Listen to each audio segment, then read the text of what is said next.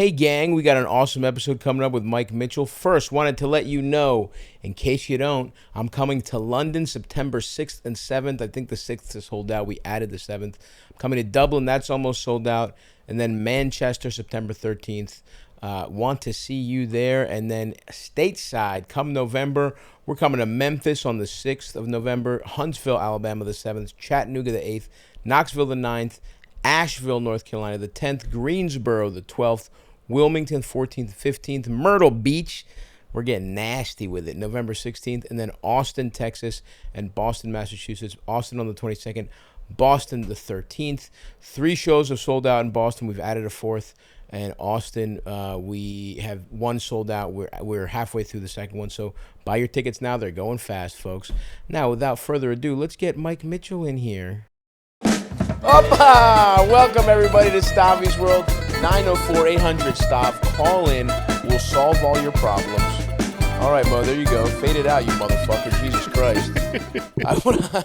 I want to mock Eldest, but you're not doing me any favors when the guest producer's doing worse than he usually does, man. And Eldest is a piece of shit, by the way, everyone. Let's just get that on record. He is on his first of 3 vacations this summer. So I have decided, you know what? I don't need Eldest. We're coming to Los Angeles. I'm Hollywood Halkis. I'm going to get some Hollywood heavy hitters on the pod, starting with my boy, Mike, Twisted Metal Zone, Mike Mitchell. What's up? I cover the heavy part of that. I don't know if I'm a hitter, but I am heavy. Yeah. No, you're the man. Mike you're a great. I mean, it's funny that we're both a podcast bro, of course. Many know you from Doughboys, but also a podcaster. Like most podcasters, it's a huge bailout. Yes. Right? You have an actual acting career. You've been in some good stuff. You're a good actor. That's kind of you to say. You're a good actor. So, I mean, like having the label of podcaster does suck. It's brutal for you. Yes. Because you've been acting for a while, and you've been in good stuff. You know, you were in Love. You're in like Tomorrow War. You've been in some real projects. Yeah. But yes, me too. Where it's I've been in a lot of fake stuff too, as I'm sure you have. Yeah, of course. A lot of bullshit. You know, of course. But things no one will ever see. No one will ever see. But yes, it's the same thing where it's like podcaster will be, whether we like it or not, it's going to be the thing that leads is it obituary? Yeah, the obituary that's coming sooner rather than I was going to say the obituary, our tombstones, which are being chiseled. Oh yeah, dude. I was gonna say the New York Times, but it's like the Vulture comedy section. Like, you know how they have like they had Queen Elizabeth's obituary ready to go. They have ours at any moment. They're like they have fat podcasters obituaries ready to go. They just need to put the dates that it happens. My in memoriam is at the Del Close Marathon or some shit. It's like yeah, they're gonna do my in memoriam at the Magoobies Joke House. New Comedian of the Year 2026 contest. They're going to play a slideshow while they tabulate the votes for which open micer gets to, open for Eddie Griffin. And that was the prize I won when I was New Comedian of the Year in 2012. Who gets open for Eddie Griffin? How did that go? Was it like It was insane. I mean, he's awesome. He was on some, you know what? He seems like his fully insane. Fully insane, yes. And he was talking about I have to give him credit because he was talking about vaccine conspiracy theories. Wow. In 2000, this was 2013. Yes. Yeah. And he was talking about. He was very anti-Obama. Oh. He was like he thought Obama was actually going to be the president that gave us the vaccine that we didn't want to take. So when the COVID came around, he was close. When COVID came around, I was watching a lot of Eddie's YouTube because I needed to see how he was going to respond, and he was pumped about it. And he was talking about he thought it was going to make us zombies though. That was his whole thing. In a way, he was right. He's right. Made us all libtards. It libbed us all out. I have like long COVID, or I got sick a year and a half ago, and I've read so many long COVID things. It's like, try like methylene blue, and I'm like, maybe. Yeah. Like, people say that it completely fucks your brain up, right? That it just like kind of gives you like. Yeah, no, they're. I mean, like people are like if you take it too long, like, you can turn blue. I was like, I've seen that because shit that turns you blue. Methylene blue comes up every once in a while. Some guy was like some part of a doomsday cult. Like preppers were talking about it. Oh, right, yeah, and now yeah, they're yeah. blue forever. There's like videos of those guys or pictures of those guys. It's very funny. They straight up look like Smurfs. Which is good in Hollywood can be good. I'm on a GLP-1 and then and I went from not medicated to fully medicated in the last 2 months, and now I just do have like a thing in the middle of my palm. The mark of the beast. Do you have a stigmata. I have stigmata. Jesus is trying to get all the woke medicine out of your veins, dude. He's trying to get the vaccine out of you. Every night when you go to sleep, Jesus weeps and he tries to suck out the vaccine from your bloodstream like it's a rattlesnake bite. Gravy coming out of both hands. Oh, that's fucking hilarious, dude. Yeah, the older I get, the more I'm like, yeah, load me up with medicine. I don't want to die. That was when I talked to my doctor, and I was like, because everyone is like, I've asked my doctor for Ozempic or whatever. Yeah. And my doctor 2 years in a row was like, you should take Ozempic. But it was on his knees. He's like, please get on Ozempic. He's crying. Dude, I have the same thing where I was like, when I decided to fucking, I was like, all right, if I go on tour and I gain weight again, I'll die. Because basically what would happen to me is every time I go on tour, I just gain 20 pounds minimum. Yes, right? yes, yeah. And so I was about to go on a 3-month tour. This was earlier in this year, and I had been losing a little weight on my own, and I was like, fuck it, let me get, and I didn't have a doctor at the time, so I had to get just a guy that you pay, like probably similar. I know this too. Probably similar to the guy Mulaney's describing in his special. Like, you know what I mean? Like he never made me get shirtless, but it is a guy that feels a little like, if you have enough money, I'll get you whatever you want, right? Yeah. So I didn't. If they found you dead, he would go to court. Of course. He would be wearing probably a hilarious outfit. You know what I mean? Like he doesn't own a regular suit.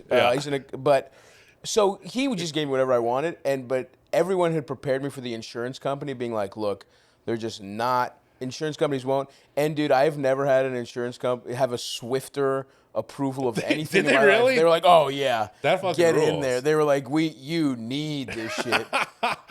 So that I was borderline diabetic, and they still were like, no, I'm on Anthem or whatever. Wow. I'm on the SAG. I'm on SAG. Okay. Are you on SAG? No. Okay. I'm on some other shit. And they denied it. And really? Yeah. So wow. I pay out of pocket, which sucks. SAG, you feel like the actor ones. It's like. That's the ones that, Which is funny, I guess. The Hollywood ones, the elite get Ozempic. If you're just a working actor podcaster, you have to pay out of pocket, dude. That's where your Patreon's going, to Mike's fucking Set Bound. It is, I guess, saving my life. Yeah. I mean, we had an immediate fat guy bond, you and I. Of course. We're on a fat guy text chain. We are on a fat guy text chain. We won't out the other fats. We won't. But we are trying to start an elite fat guy cabal in Hollywood, because together, I think we have to decide.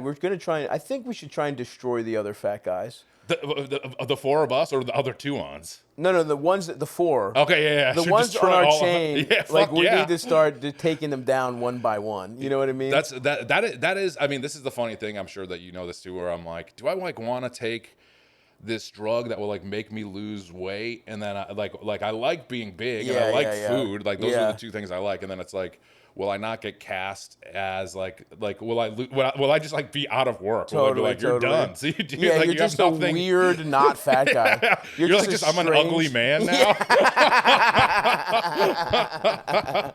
Yeah, dude. I know. People tell me. I guess it's just this is the delusion of what makes you think you can work in show business anyway. I really don't give a fuck. We've also had this discussion where it's like, I could lose a lot of weight and still be fat. I could still be Hollywood fat, you know what I mean? Worst case scenario, you know what I mean? I would need a lot I need to lose weight to get to the point Brendan Fraser got to play the whale. You know what I mean? Like, I could lose weight and get to the point that a regular actor gets to play fat. Yeah. Like, that's me after 2 more years of hard work. Is like what a non-fat actor, when they gain weight for, like Stallone in Copland.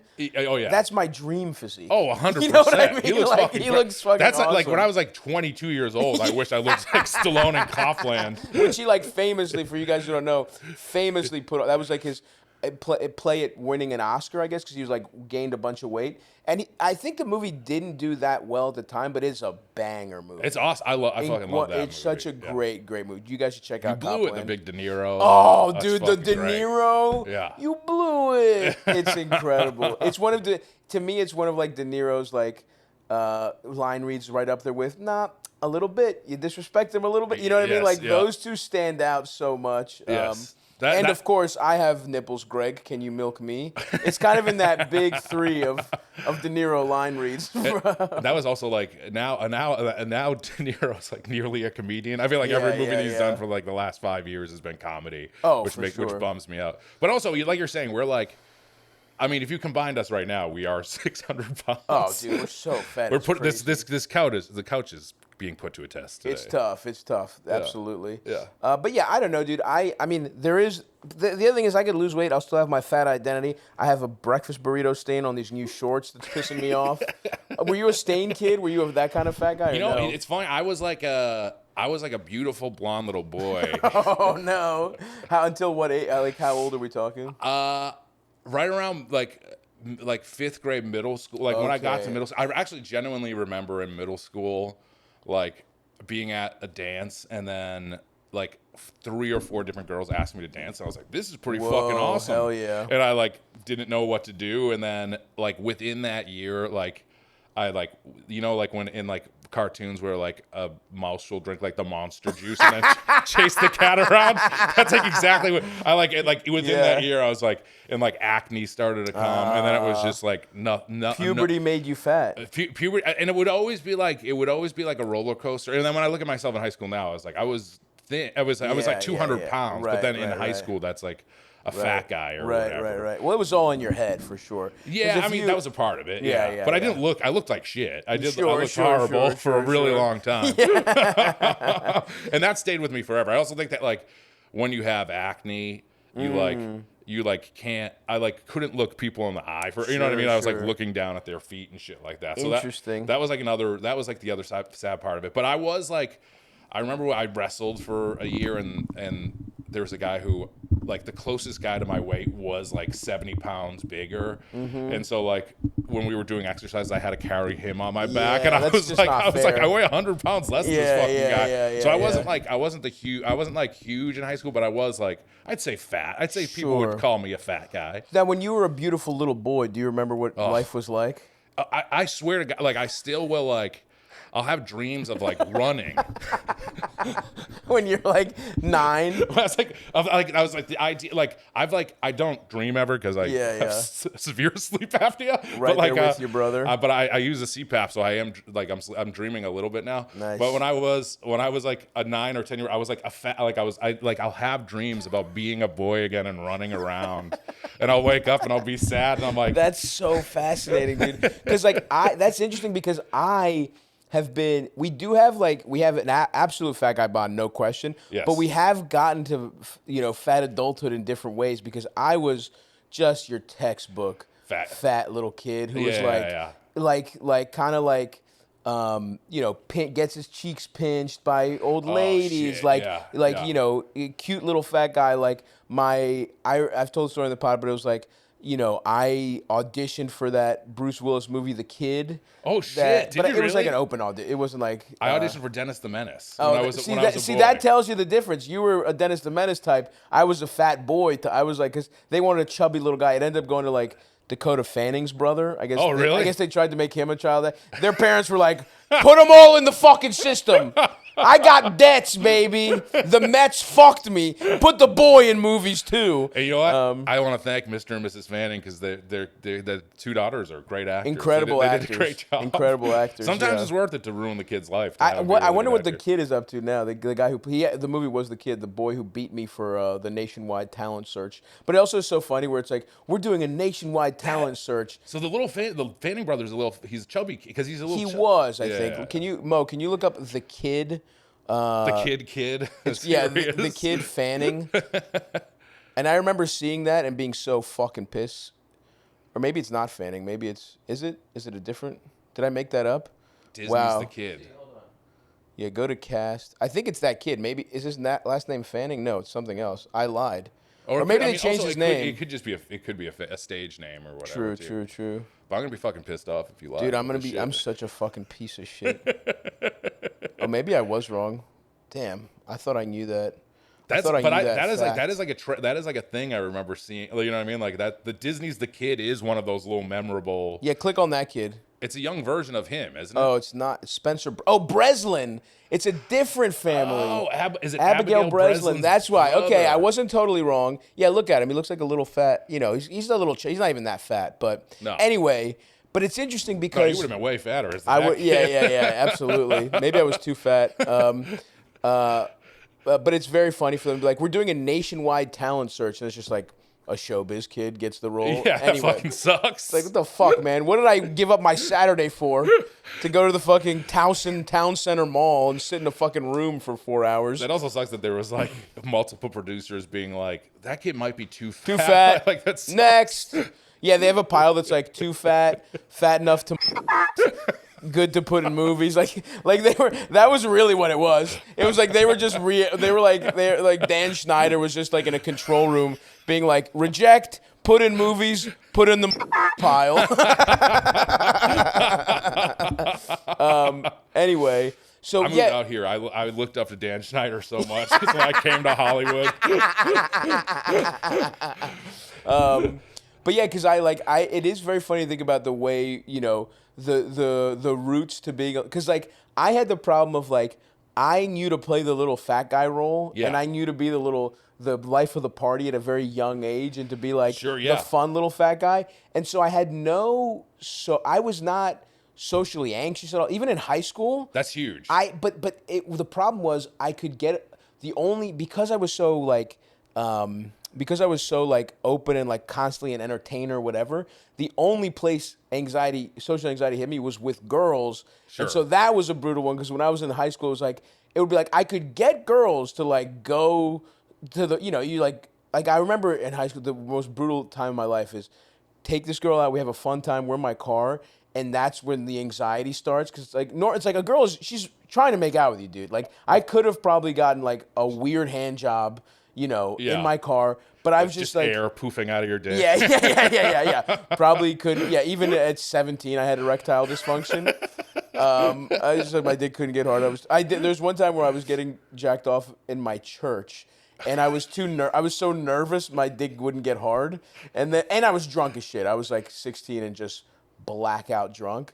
And why were you in the church? Because the Greek festival happens at the church, and we had a rec room upstairs. This sounds like Godfather, like if you're Greek or Italian, I shouldn't be surprised that you got jacked off in a church. Yeah. But I was blackout drunk and then I was getting nervous because there was like. We were making out. No, for real, we were making out. I've told the story before, I think, but we were making out like in a little cove that I knew about, and it was an office nobody used. And like while I'm touching this girl's tits, I'm like 16. It's the best moment of my life. The door opens and it's like 8. Like it's like the board of the church had been like counting the money from the festival, but it was all old dirtbag dudes. So it was like. They were like, nice, dude. but it made me nervous. So then I'm like, all right, let's go upstairs to the gym. And now I'm like drunk as shit. The girl's touching my dick. God bless this girl at the time for being like, all right, let's keep it going. She was cool. I got to tell you something. She was a real cool girl. But it was very funny where the next day it was like, I'm like, and you know, no girls ever like, I've kissed like one other girl in my life, and I'm like, well, looks like I have a fiance. Like I was like in love because a girl like touched my dick, and like I was too nervous thinking like my aunt, like my brother's godmother was gonna catch us. So I was like, all right, that's enough. We should leave now. But then I'm like cruising MySpace the next day, and I hit her up on MySpace, and dude, the most devastating thing where she's just like, oh no, she's like, haha, I got hit with this. This is like the best moment of my life, and she's like, haha, last night was so crazy. I don't even really remember what. And by the way, she's lying. Like it was like I wasn't a 16-year-old assaulter. Everyone, relax. it was like I was the one I was getting drunk because a girl kissed me and I was nervous. And so I was just kept getting super fucked up. And then because she had a boyfriend also, oh, Jesus so she Christ. was like, I don't even remember what happened. And I check her top 8 and I'm like, back in this is MySpace days. This is like, by the way, when Gen Alpha kids are watching this podcast, and it's like two guys describing color television for the first time. We're like, I'm on MySpace getting pussy. They're like, what? It's like talking about watching the Merv Griffith show or whatever. I was like AOL Instant Messenger. Because you're a couple years older. Than you, I wish I had fucking Facebook or MySpace. It seemed like it was good. The bulletin, trying to get pussy off the bulletin.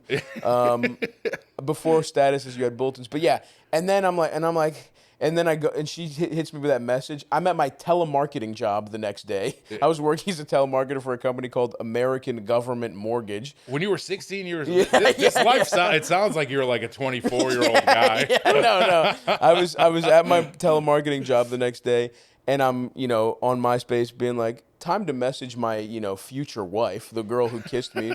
And I get the like, oh, last night was so crazy. It was fun, but I don't remember what happened. And then I go on her thing. I see like just pictures of her with a different guy, and I'm like, and then I just like am tearing up and being like, haha, me neither. And then it's like, and then I'm like crying, eating Wendy's. That was also the year I got fat. That's the year I went from regular fat guy, because the telemarketing job was next to a Wendy's. And I went back to play football the next day. This was between my sophomore and junior, or the next year, between my sophomore and junior years. And my coach was like, what the fuck did you do to yourself? I got too fat to play defensive tackle. Like, you know how fat? That's the fattest guy on the football team. And he was like, what the fuck are you doing? And by the way, I didn't lift weights. I just got fatter. Oh, yeah. So it was, but yes, that was the combination of her giving you that news and being next to a Wendy's, that seemed brutal, like a summer dude. where you that bought me 40 Baconators. Just that message.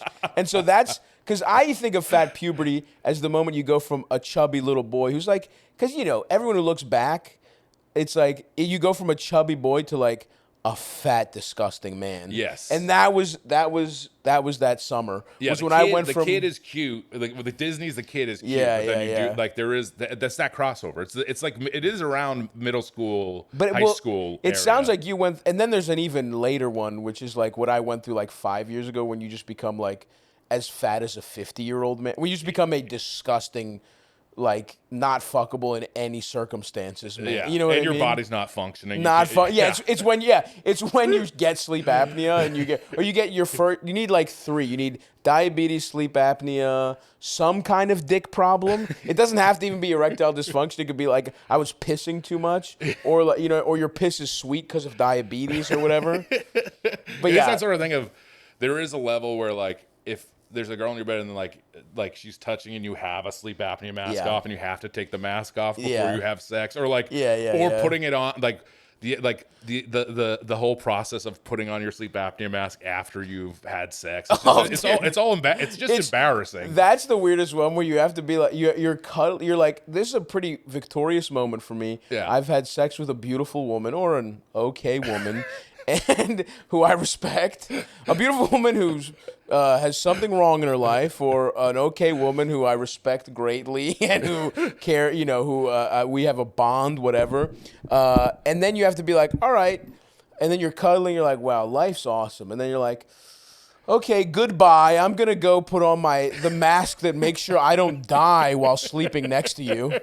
And then you just have to sort of say, you psychically bid them adieu, and then you're basically like in a little solo fat prison where you turn away. It's like, don't look at me. It's like Phantom of the Opera shit. It's the end of episode 3 where the fucking mask comes over Darth Vader. You're just laying still. Just laying there fat as shit.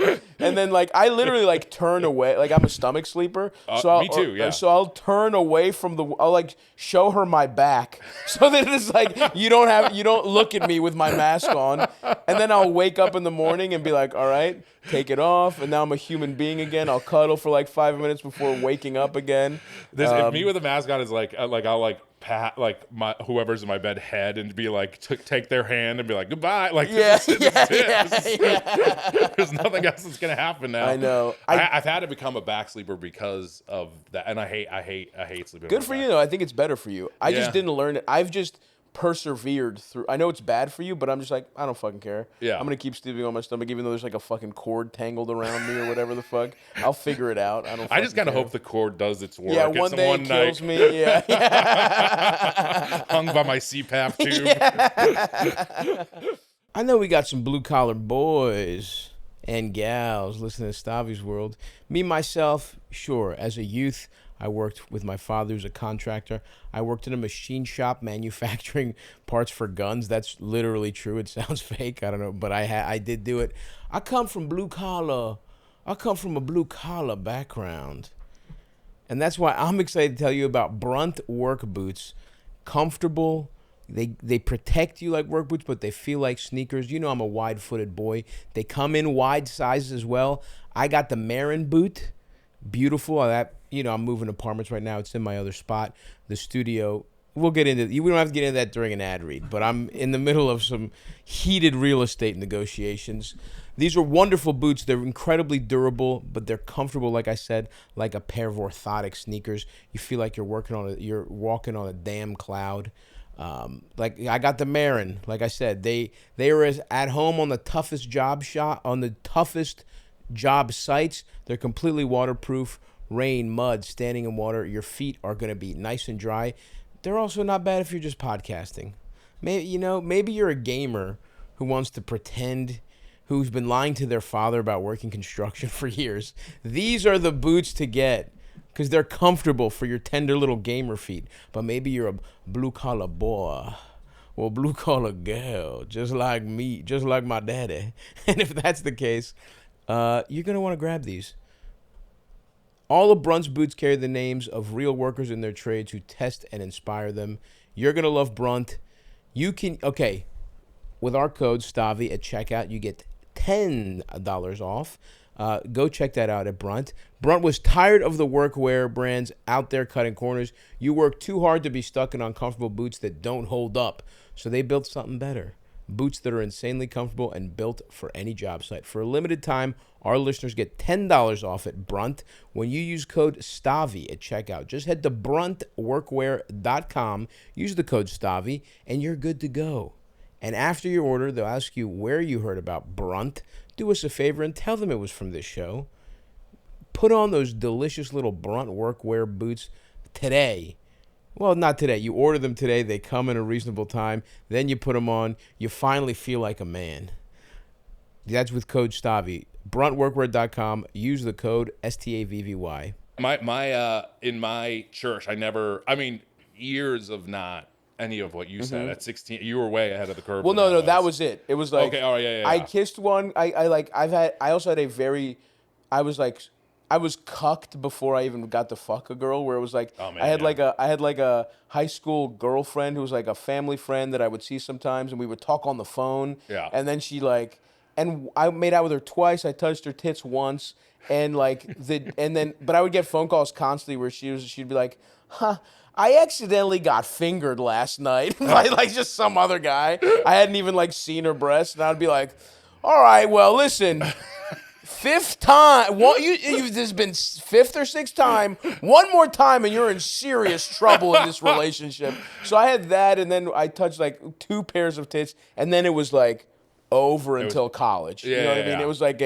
It was I was so embarrassed that I just, because there's such a difference between how people perceive you as like the fat fun guy who's like, I'm shitting on everyone, I'm in control, and then I'm so nervous around women at that age. Of course, that it was which everyone, like I think a lot of people are. And now I've completely overcorrected. I know it's a mental illness where I'm like, if I fucking have girls, maybe I wasn't a loser in high school. Yes. You know what I mean? It's like, yeah. maybe it's the multiverse, and if I fuck girls now, I go back in time and get pussy in 11th grade, and then I have thought of them back to the future, like getting pussy Back to the Future wise. I'm like, if I could go back to being like 19 or 20 again, and like having we just the don't confidence. Do comedy. Yeah, probably. I'd be happy. I'd be in like a normal job. I'd be You'd thrilled. be in Massachusetts just grilling.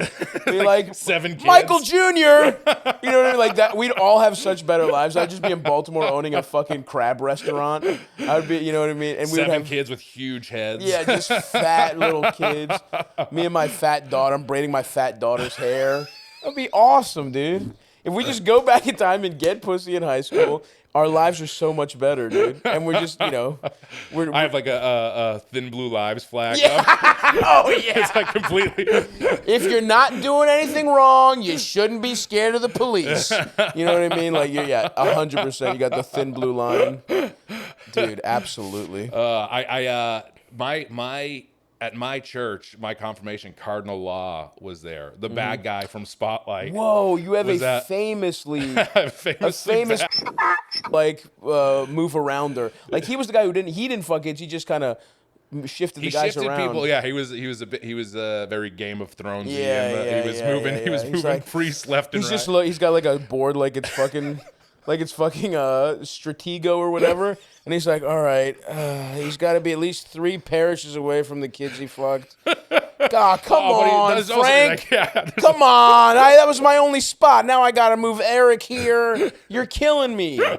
Can't you just kiss him for a couple months? You got to suck him off, too? How many? I can't move this many guys. Oh, you want to go to Providence, too? Well, too bad, buddy. You're going to Montana. He's like, oh, fucking tough day at the office today. I had to move around like 7 priests. It's like Child or Tetris, where he's just like, he's waiting for one long piece to make it all make sense. And can we get a couple straight guys? I mean, Jesus, the all-girls school, I can move you there. Everybody complains when I move you there. He's like, I've run out of all-girls school to move the gay guys, okay? So fucking chill. Yeah, it's fucking brutal. Dude. The true villain of that movie was there and asked me a question. He was he asked me a question it was like a layup question. I got it wrong and the church laughed. It was on confirmation you bombed. Day. It was like, how many? Yeah, it's like Father, Son, and Holy. The Spirit of St. Louis. Like, in the confessional. With our horniest priest. Go in the punishment booth. And it's like, tongue rolling out of his mouth. Yeah. Go with Father McClanahan. He's getting transferred tomorrow. You think the day before they get transferred is like second semester senior year?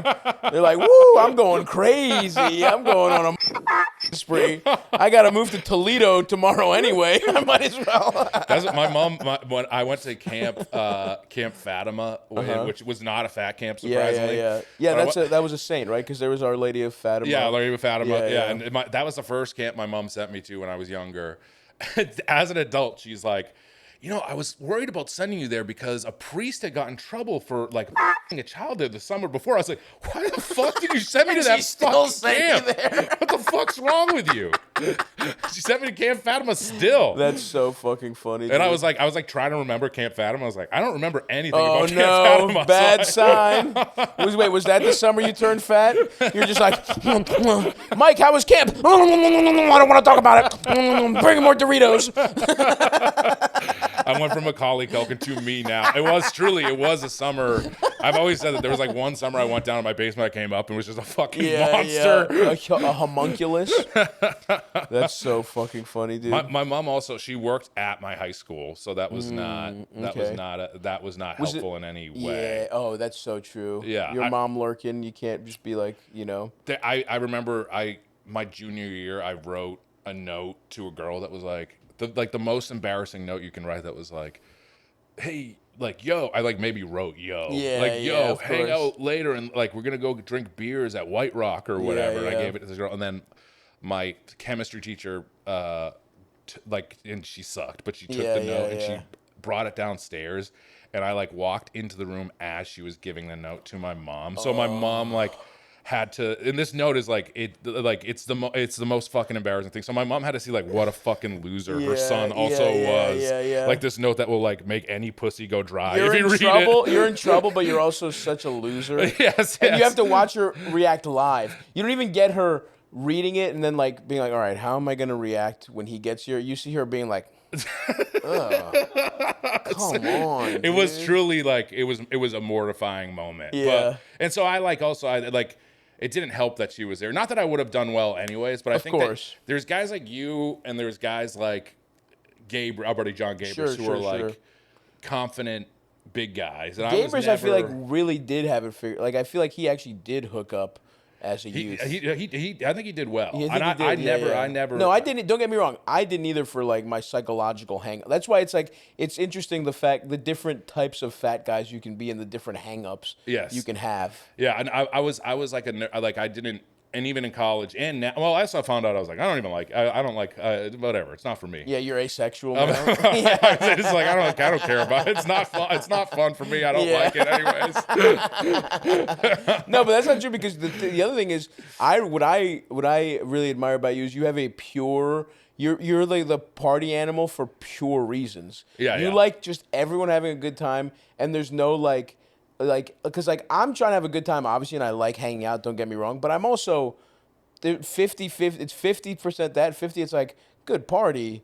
We're having a good time. Yeah. Probably get sucked off, you know? Whereas I really admire that you're just trying to have an awesome time. You're a pure, beautiful, like fun soul to be around. Whereas like I have that, and then like if like a pair of titties hits me the right way, I'm like, I just lock in and I'm like, fuck this party, dude. Blood in the water. I'm like, I have to at least try. And look, most of the time I'm gonna get rejected, right? I'm gonna go up and I'm gonna talk to this girl, but I'm gonna get rejected. And then I'm like, now my attitude is bad the whole rest of the party. Whereas you're just fucking having a good time. You know what I mean? Like, there's a purity to that. I'm happy if I send people off to bed together at the end of the night, and then I just am in bed by myself. I'm happy. My stocking cap on, smiling as everyone's off into Blowing room. out your candle. Everyone's in their Listening room to everyone fuck. You're just a cuck. You're like a cuck 8 different ways. You have like a series of tubes where you can hear everyone fuck. It's like that. Seuss, Dr. Seuss tubes. You're just Big smiling, smile, listening to petting people. my 2 cats.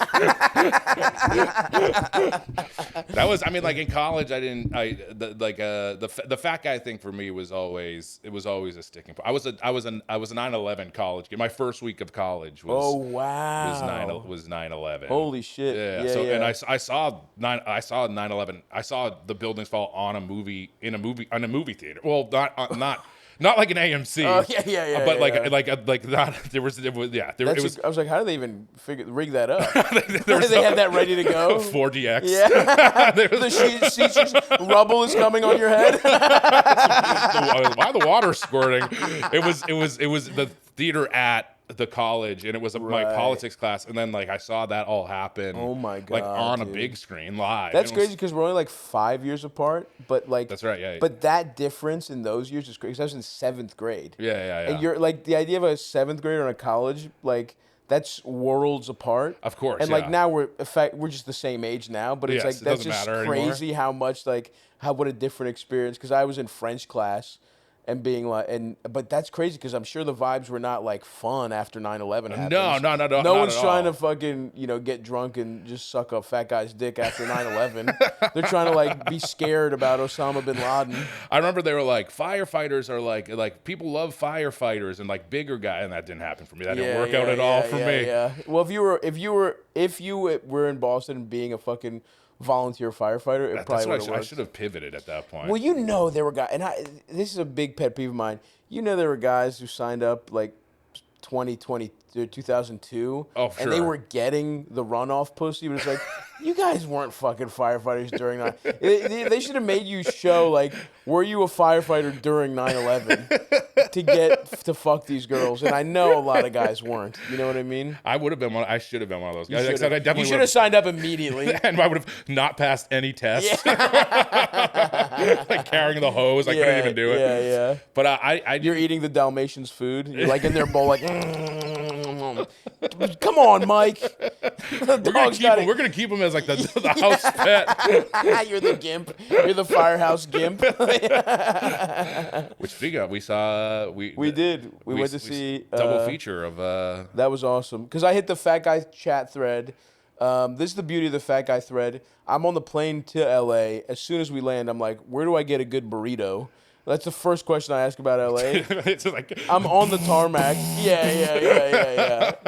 And you text me. You're like, by the way, I'm going to a double feature, and we saw Pulp Fiction, and before that, it was Reservoir Dogs, which is a great double feature. I love that you didn't balk at that because I am like, all I do is go see movies, and I told you like you were talking about like the ghosts of Christmas yet to come, like the fat guys that you see that you're like, that's future me. Yeah. And I go to the Vista, which is Tarantino owns. Incredible, the Vista dude. Theater. Awesome. That's the best. I mean, what LA has for sure. This is the first time I've been like, I come here. You know, you just come here a lot for work stuff, and I've always been like, oh, this was fun, but I'm ready to leave. I'm weirdly like enchanted with LA right now, where I'm like, I'm trying to get an apartment in New York. It's been kind of a pain in the ass. Yeah. And if it falls through, I've decided my backup plan is to just come rent a house in LA for the month. I fucking love that. Because like seeing the movie was awesome, and the weather's actually.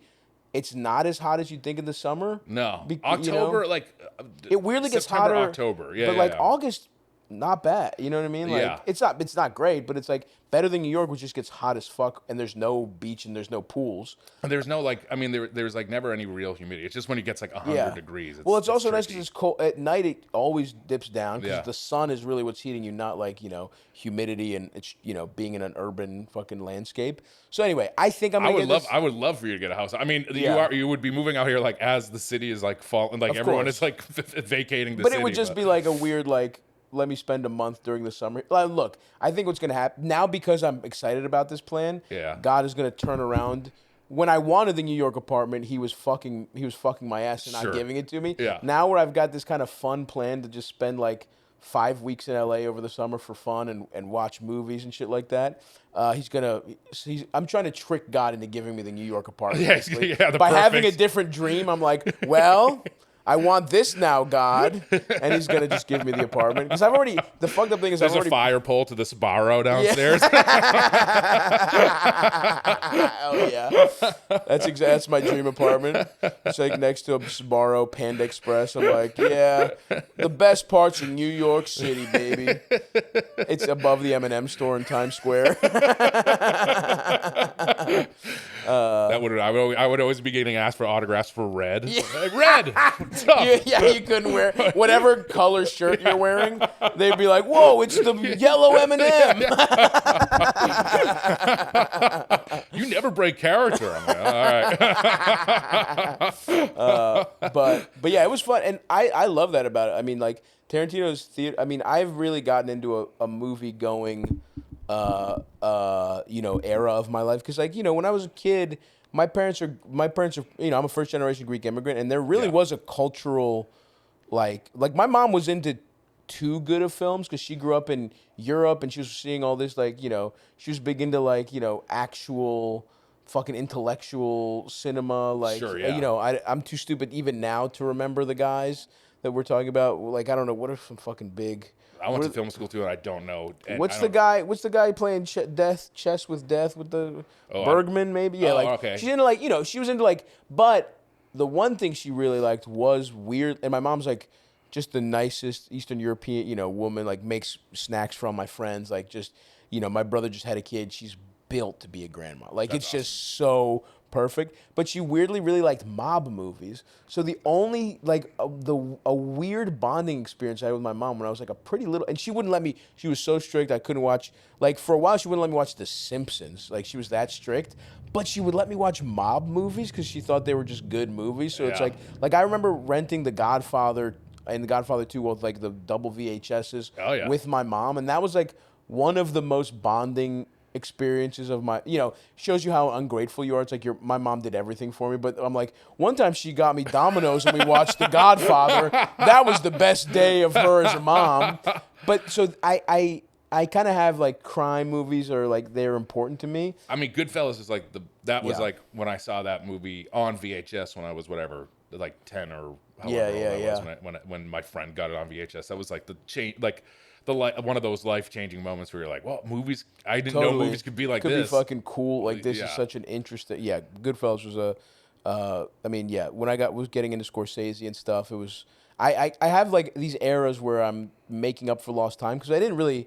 I didn't watch, we weren't really a big movie family, and we watched a lot of Greek shit, and we watched a lot of, like, when I was a little kid, we would get, like, dubbed, all the Disney movies we watched dubbed in Greek. Oh, man, I fucking love that. Because my dad was convinced we were moving to Greece every year. He was like, we're going back, don't get used to being in America. And it was, like, it wasn't until I was in, like, high school where I really started to love, like, comedy was really, and Chappelle's Show was big when I was in high school. Sure, yeah. And That's I was in college at that point. Yeah. And then there's the run of the Will Ferrell movies, obviously, like 40-Year-Old Virgin and Anchorman, that kind of like, and all the way through, like, and then the Apatow movies. Like, I started having my own stuff, and then when I was like, hey, I like these movies, maybe I should go back and see all the other movies I like. So I've had eras where I've gotten back into movies, and then Undercover Brother. Undercover Brother's a banger, dude. I do love Undercover Brother. I loved Night at the Roxbury. Like that was like. And honestly, I watched it recently. I literally think it holds up. It's a fun movie. Some of those, I think some of those movies get shit on a little too much, and they don't deserve it. They don't deserve it. Now compared to when there's no comedies made, whatsoever. Like Naked Gun coming out is like you're like, oh, thank God there's like, in Friendship, of course, it's like thank really God good. that there's like 2 comedy movies in the theaters. Yeah.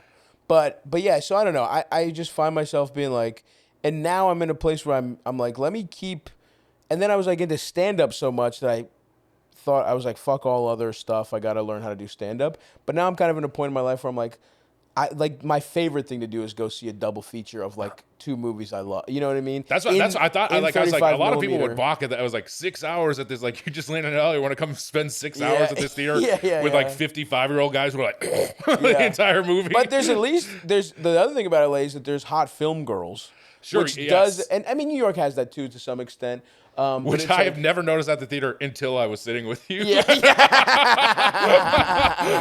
Some lady was like, I listened to your podcast. I was like, what the hell? I've never seen it. Like in most of these screenings, I'm going to like Mad Max screenings at like midnight with like 50 and 60-year-old dudes. Sure.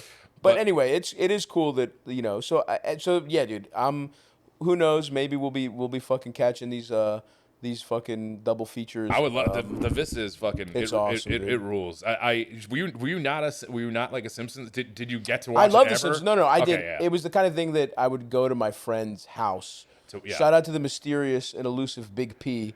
We don't reveal his identity on this podcast. Yeah. But I would go to his house, and that was the gateway for a lot of shit. He had that friend who was like parents trying to be strict is hilarious because it's like they're just gonna do it with their friend, of course, whose parents don't give a fuck. Yeah, you know what I mean? Like everyone has their trashy friend whose parents got married too young, who got their former teen, just smoking cigarettes inside, like just being like, watch whatever the fuck you want, just shut the fuck up, like those parents. And it was like, we're just drinking so much soda, watching like fucking pornography downstairs. He's on like E-Bombs World. We're like 11 years old looking at like, nuns.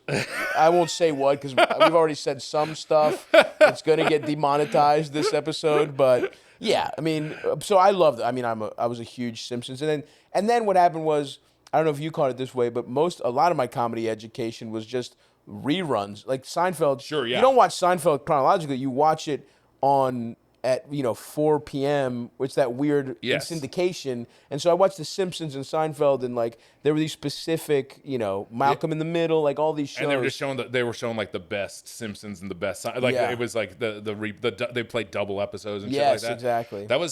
This is the thing that makes me feel so old is like I remember sitting in front of a TV that had no cable and like pushing a button and watching like The Munsters. It makes me feel like I'm like it makes me feel like I'm 80 fucking years old. It's so fun. And I know what you mean because the 5 years difference is so crucial because I remember doing that when I was like 5. Yeah. And it's like I just missed out on that, and we only did it because we were also poor as fuck. Like we had such a shitty TV. But I know what you mean. It's like you watch those old ass like the Three Stooges and that kind of shit. Yeah. There was a little moment of doing that. There was. I mean, my parents were. My dad was 40 when he had me. Oh wow! Okay. Yeah, which explains he's dead. Yeah, he's gone now. I loved him, but he was R.I.P. the big man. He was a great guy. He went to law school in his 30s. He and my mom and he were both teachers. So he was they met when they were teachers, and then he went to law school. Oh, that's cool. And then we got. Are you the oldest or the youngest? I'm the youngest of 2. I have an older sister. Okay. And then he went to law school. Baby boy, the beautiful blonde baby boy. I was the beautiful blonde before, which like still even in high school, my mom would be like, "My beautiful guy," and I was like, I fucking. Those days are over. Yeah. Wake up, sister. That kid is dead. Now stop cock blocking. I want to go get head of the quarry and drink some beers. That is true. I like my friends. We did have a quarry that we would jump in. Yeah. Hell yeah, dude. I would be the guy who was jumping off of. It was called Pussy Peak, and that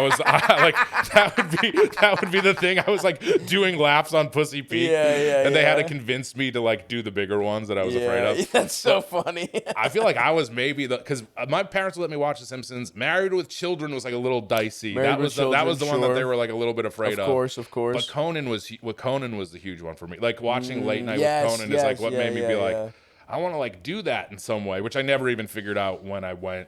Like I went to school for computer science. Oh, really? Yeah. Interesting. There's a weird there's a swinging door for me too. Are you good? You're good at that. You're good at math and shit like that. I mean, probably. I mean, I went into computer science because I liked AOL. And then they wrote code on the board, and I was like, I don't know what the fuck any of this shit means. And then so I was undeclared for forever, and then.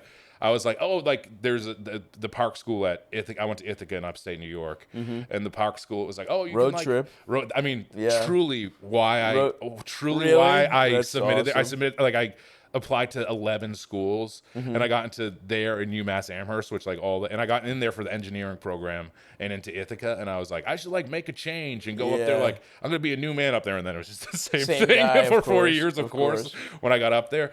But that's there. I was like, oh, you can actually do this for a living. And then my dad was like a lawyer, and he's like, I think he always thought I would be a lawyer, but then it must have sunk in at some point where he's like, I have a sloppy, dumb son. I don't think he's gonna be my boy's not looking at books ever. I don't think he's gonna be a lawyer. What did your dad teach when he was a teacher? Was he he taught history? Okay. Yeah, and my mom taught English. And then, so was he a studious, buttoned up guy or what? He was very kind of. Not everyone loved him, and he could be funny, you know what I mean. But he was just a good guy. He was a good guy. Sure. Yeah. Is your mom funny or did you? My mom's. They both were funny. They had it in them, but it wasn't their main thing. Yeah. I mean, he'd say. I remember this. I probably shouldn't say this story, but I was if I was next to him at a urinal, he'd look up. He'd look over and be like, "Look at that little fucking pathetic." He'd say shit like that. That is funny in hindsight and shit. But he wasn't he didn't even know that you could make a living doing any of that. It was just so different. His mind. Yeah, it was so different from his world. And then he worked up until the month he died. He died from pancreatic cancer. Oh damn! But it is fun. He was in good shape. It was. I would go down in the morning. Oh yeah, was he jacked or just in good shape? He was just in good shape. I would go down. Wasn't a fat guy. He wasn't a fat guy. In my head, I've always just any story you've told, I've always pictured just kind of a jovial fat guy. No, Whammer was he was in shape. Really? He was. I would go downstairs. Okay. And at 6 a.m, and I would be fucked up or whatever. I would be coming downstairs, and he would be doing sit-ups and push-ups with the news on, and I would just be I'd be laying on the couch just watching him do it. His 20-year-old son hung drunk as shit, and he's about to go reading briefs and fucking doing fucking. Oh, that's interesting. Yeah. I just assumed that because you hear you think dad early. I didn't realize it was cancer. I just assumed fat guy going. You know what I mean?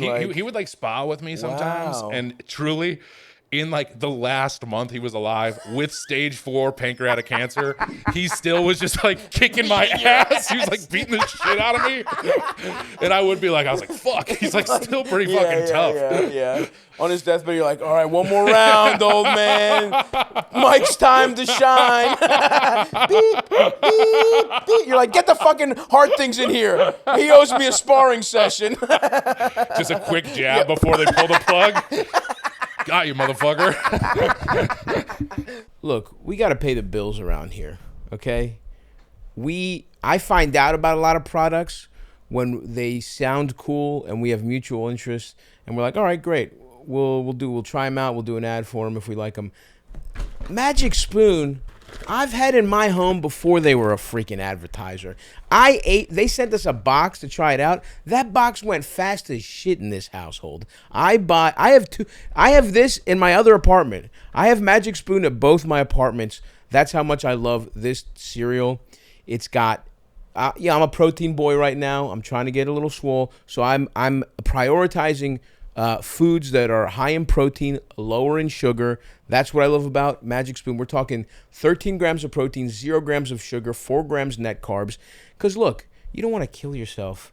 You have to have things that taste good that are also high protein. You don't want to be maniacal about, restricting yourself of delicious treats, even when you're living a lower carb, higher protein lifestyle. That's where Magic Spoon comes in.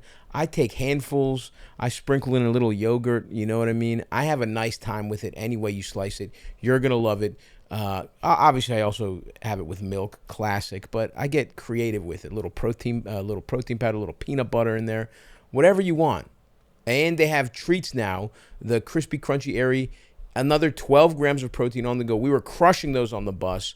They come in flavors like marshmallow, chocolate, peanut butter, and dark chocolate. We love those. It was a dark day. They were carried at some Costco's, and some cities we would find them, some cities we wouldn't. You could see how much better our moods were on the bus when we found a Costco that carried the Magic Spoon protein treats. So this is what I want you to do. If you're interested in this delicious cereal that's also high protein, low sugar, get $5 off your next order at magicspoon.com/Stavvy. Or look for Magic Spoon on Amazon or in your nearest grocery store. That's magicspoon.com/Stavvy for $5 off. I will personally be using that promo code. I promise you that. Oh, interesting. So do you think they wanted, do your parents saw a pretty standard be a lawyer? Like, what do you think they saw for you? I think so, but I think that they couldn't ever. I would hope that so they you're a wouldn't departure from what your kind of like your parents for sure in a big way. Okay, and when did you realize that you could do what you do for? You know what I mean? Like that to me was like never. I mean, like I started doing stand-up when I was 19. Yeah. So it was this kind of thing. It's probably earlier than a lot of people. Yeah, I think so. I mean, I quit in the middle of it. I did it for like a year and a half, 2 years, and then I quit because I had all this family guilt. Yeah. And so I took it really seriously for a year and took school really seriously, whatever. But then I was like, I have to quit. Like by the time I was a senior, I was like, I'm doing stand up. This is what I'm gonna do. Yeah. But it's interesting because I never, as a guy, I think me and my dad are weirdly in a fucked up way. I mean, we have a fucking strange relationship. I didn't talk about that for like a decade, and now we're trying to get it. We're trying to fix it. Whatever. I've always pictured you like older you too. By the way, that's the thing. Is like me and my dad are pretty similar. Just that I think it's similar guys who just grew up in completely different circumstances. Where it's like because he was really funny. Like my dad is a ball buster. He's like really good at he gets riffing. He gets and my whole dad's side of the family they're ball busters, dude. They're like my aunt is this little obese woman who just as soon as I come to Greece, she's calling me a fat piece of shit. She was like I've told this story before, but I hadn't seen this woman for years, and the first thing she says to me is like, "You want meatballs, you fat homo?" She's just like, I'm off the plane. The first time I ever come without my family, I'm like, a fat 22-year-old or whatever, and she's like, you want meatballs, you fat homo? And I'm like, how about hello? What's going on here in Greece? And my whole family was just like that, where they're like, you're fucking fat. They're making fun of me for being fat, for being a fucking pussy American, whatever. And my dad used to do like community. They used to do like community theater in Baltimore. They had a Greek language community. That's how many Greeks there were in the 80s. Yeah. They would do theater in Greek, and he was like, he is a very Gregorian, but I also think my dad just like, I'm really lucky that I have my mom who really built me up. Sure, and like was fucking great, and my dad, his parents, it was just a weird set. Like, there wasn't a lot of ways for him to gain confidence in himself. Yeah. And so I think we have similar stuff, but he was in much worse circumstances. And he just always looked at me as like, I was good at standardized tests. I would get good grades. Yeah. And I think he just saw me as like a pussy bookworm version of himself. Okay, and he was like, you're going to go make money and get me out of debt. Yeah. You know what I mean? And it wasn't like, and so when I told him, that's probably the scariest thing in the world for him to hear. hear. When I wanted to do stand up. Like, Yeah. he was just like, I literally have a phone call where he would call, like, there's a specific phone call where I was graduating college, even though I never technically graduated. That's a whole other story. But the year I was done with college, week I was done with college, I get a phone call and I'm like, hello, and it's just like, I'm like, Dad, what's up? He's like, your mom tells me you're doing comedy now? Oh yeah. And I was like, yeah. And he was like, hangs up. That's the whole phone call. The whole fucking phone call. And it was like, but I was also it was interesting because it was just like, there was no, we want something better for our kid, which I think that's where my mom came from too. And that's where I think your parents were. It was like, we want a good, stable life for our boy. Yeah. There was just like this resentment of like, come on, you fucking idiot. Yes. What I stay in America for if you're just going to go do stupid comedy? Like that was the vibe. He must have changed his mindset, like that you've done very well. Yeah, when for he yourself. fucking saw me sell out like I sell out the Lyric, which is in Baltimore. Yeah. I sell out our big theater like 6 times. That's huge. And coincidentally, my dad wanted to talk about things after that. It's like when it's something like that, which I don't want to get cynical about it, whatever. But it's like, to his credit, he's never been a piece of shit that's like asked for anything. Like I help my family out. Obviously, you'd be a piece of shit to make it and not help your family out. But there is like, he's changed his tune when it became so obvious I made the right choice. Yeah. But there were like, I would go back to Greece, and that same family that would roast me would be like, so have you decided to maybe do something with your degree? Like, not understanding at all what was going on. My dad did not. He was definitely nervous about. I think both of them were like, oh, we want you to be happy or whatever. You know what I mean? Like that was where their head was at. But my dad, there was like the different thing for me is like, he's like, everybody loved him, and he was, and I'm sure everyone loved your dad too, but I'm saying like, I'm never going to be, like, in my mind, I'm like, your dad was like a community fixture, like a beloved community guy kind of, and I was like, man, that's a hard thing to live up to. And then the only thing that, like, it's funny, after he passed away, I remember some guy being like, I used to go to the bar with your dad when he was younger, and he would challenge people, and they could punch him as hard as they could in the face, and then if he didn't flinch, he'd drink a beer. I was like, wait a minute, what? I was like, my dad did this at all in his life? That's awesome. So I was like, okay, maybe there is hope for me someday to be like him, but I think it is like, of course. Well, that's interesting though, because it sounds like you just had like, it's like by being such a good dad who did so much, like, in your head, without realizing, he had set up an impossible, like, it seemed impossible to you, when in reality, it's like, that's totally possible. You know what I mean? Like, especially, I'm telling you now, if you look back, it's like, all this stuff, you're like, how did he handle it? It's like, just like half a job. You know what I mean? Like, you definitely could have lived up to whatever, what your dad had done. But it's like, when you're young, and then I think that's probably compounded with loss, because it's like, he's taken from you at a time where you're pretty young. You don't get to, like, learn him as a guy and like grow, and like him tell you, I used to get fucked. You missed a lot of those stories that it's like, he died when I was like I was like late 20s when he passed away. That's kind of like when you get to learn, meet your parents as human beings. Yes. You know what I mean? Because it's like in your late 20s when you first really are who you are. Yeah, right? 100%. Like yes. college and early 20s have washed away. Maybe you could argue maybe starting in your mid 20s, but still, it's like that's really like even with my mom, who I have a good relationship with.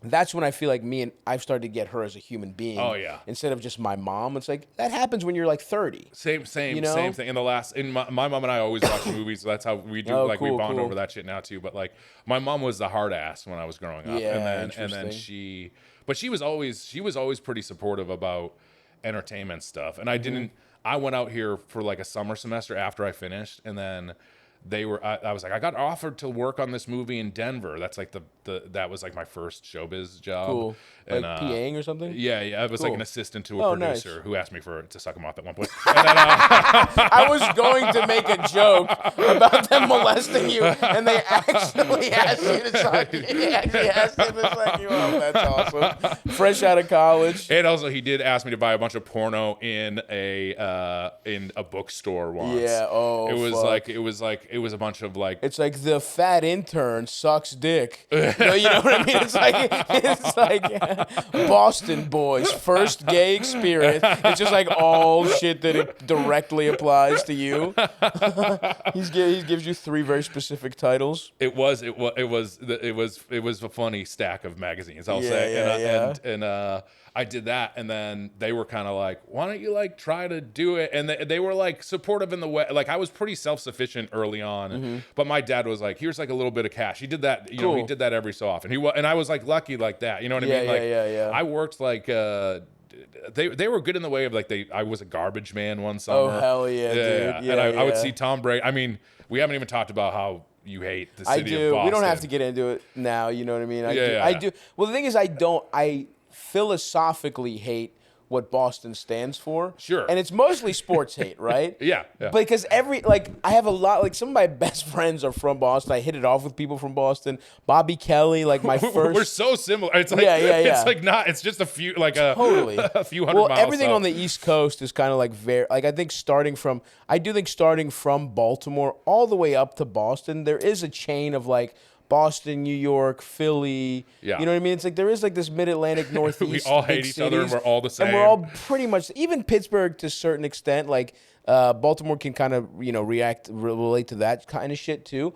But yes, I mean, it's very similar. And I always hit off from people from Boston. It was always when I would go up there, even when I had no sauce whatsoever, like I fucked like, it was when I was like, whoa, it's cool being a road comedian. I was not famous. I wasn't that funny. Yeah. And I got to fuck girls like every time I went to Boston for the first. And I was like, this place rules. I'm eating fried clams. I don't think I can pussy. get laid in like the city lines. I don't think it's possible for me. So I'm glad it works for you. Yeah, I mean, there's something about that type of white trash. You know what I mean? Like, it was people were really getting their lives back together after the opioid crisis.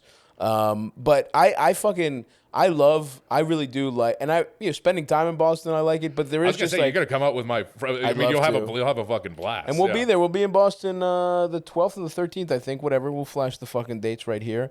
But look, dude, we'll get into all our fucking Boston hate at a different time. We got to help the people, Mike, because part of the pod here is, using some of our expertise. And we have Mystery Mo, who you'll never hear his voice, folks. He's filling in for Eldis, who, as we said, is taking a vacation, not cleared by me, never asked, just kind of said he was doing it.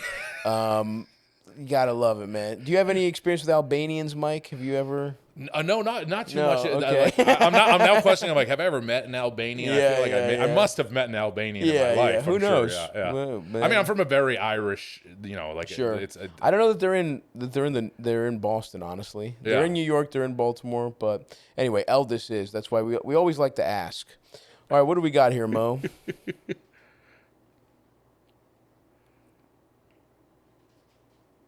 Stavvy, Elvis, esteemed guests. Oh man, that last recording was bad, so I'll get right to it.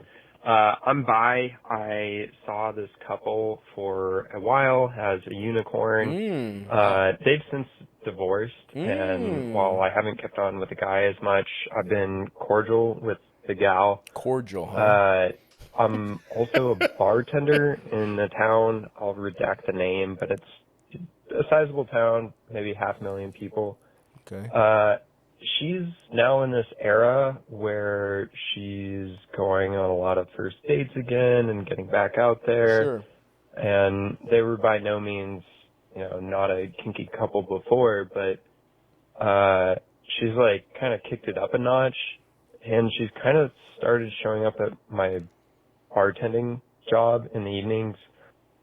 It's cool, and she's propositioned me, but nice. God, the guys she's bringing around are just fugly. She's in that era of just like trying to get as many rebounds, and she's propositioning me, and I don't really know how to tell her that they're just not like even. She's hooking up with 3s and 2s, and her what's her name? What's she up to? Like 7 or 8. So how do I Mike, let's tell get you her back out that, there, man. Hey, while I appreciate you're in kind of a hoeing era, I'm not interested in joining any of the guys you've been bringing around. And to make this kind of more complicated, she's far and away my best tipper. Like 50% on her tab. Sometimes you might the have guys to suck pay, some ugly most of cock. the times the guys pay. And they tip well too, but man, she's like really bringing it home with tips for me. Yeah. So thanks, guys. Sorry, this is a weird one. But, no, this is the kind of stuff we live for. This is great. Appreciate it. So our bisexual bartender, his best customer keeps asking him to fuck ugly guys with her. How to navigate this? Very interesting. I was just sitting here nervous that I was on a date with this girl. You're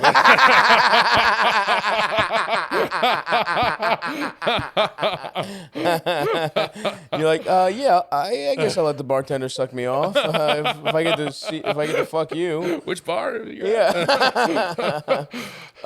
This is very interesting because you would definitely. It sounds like he would fuck her without the guys. Yeah, no question. It seems like I feel like he likes her, or yeah, he'd at least smash. There's no problem.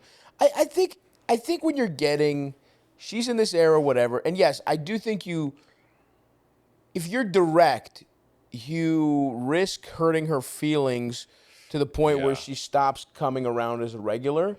But also, she's not asking you a regular, like a normal question. Like, I think when you proposition someone, the fact that your vibe is, nah, I'm good, not like, how dare you, right? Yeah.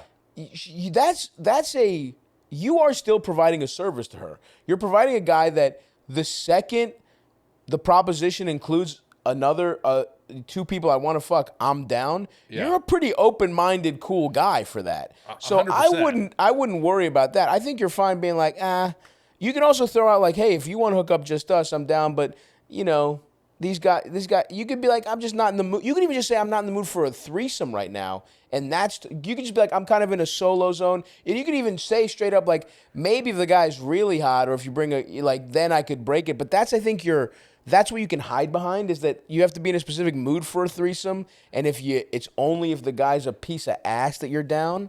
That's, I don't think you have to worry about I don't think you have to worry about the tip side of it at all. Like, I think you're 100% right. It's that sort of thing of like, one, you could do a thing where together, maybe you could talk to her and be like, let's pick out some guy together that we both are like interested in. You guys maybe could make that a thing. But it does seem like maybe you could bring a guy to her, or a girl if you want to go that way too. Who knows? It seems like he is more, because when he was talking about she was with a guy before, right? And it seems like he does like this. It seems like he likes this woman quite a bit.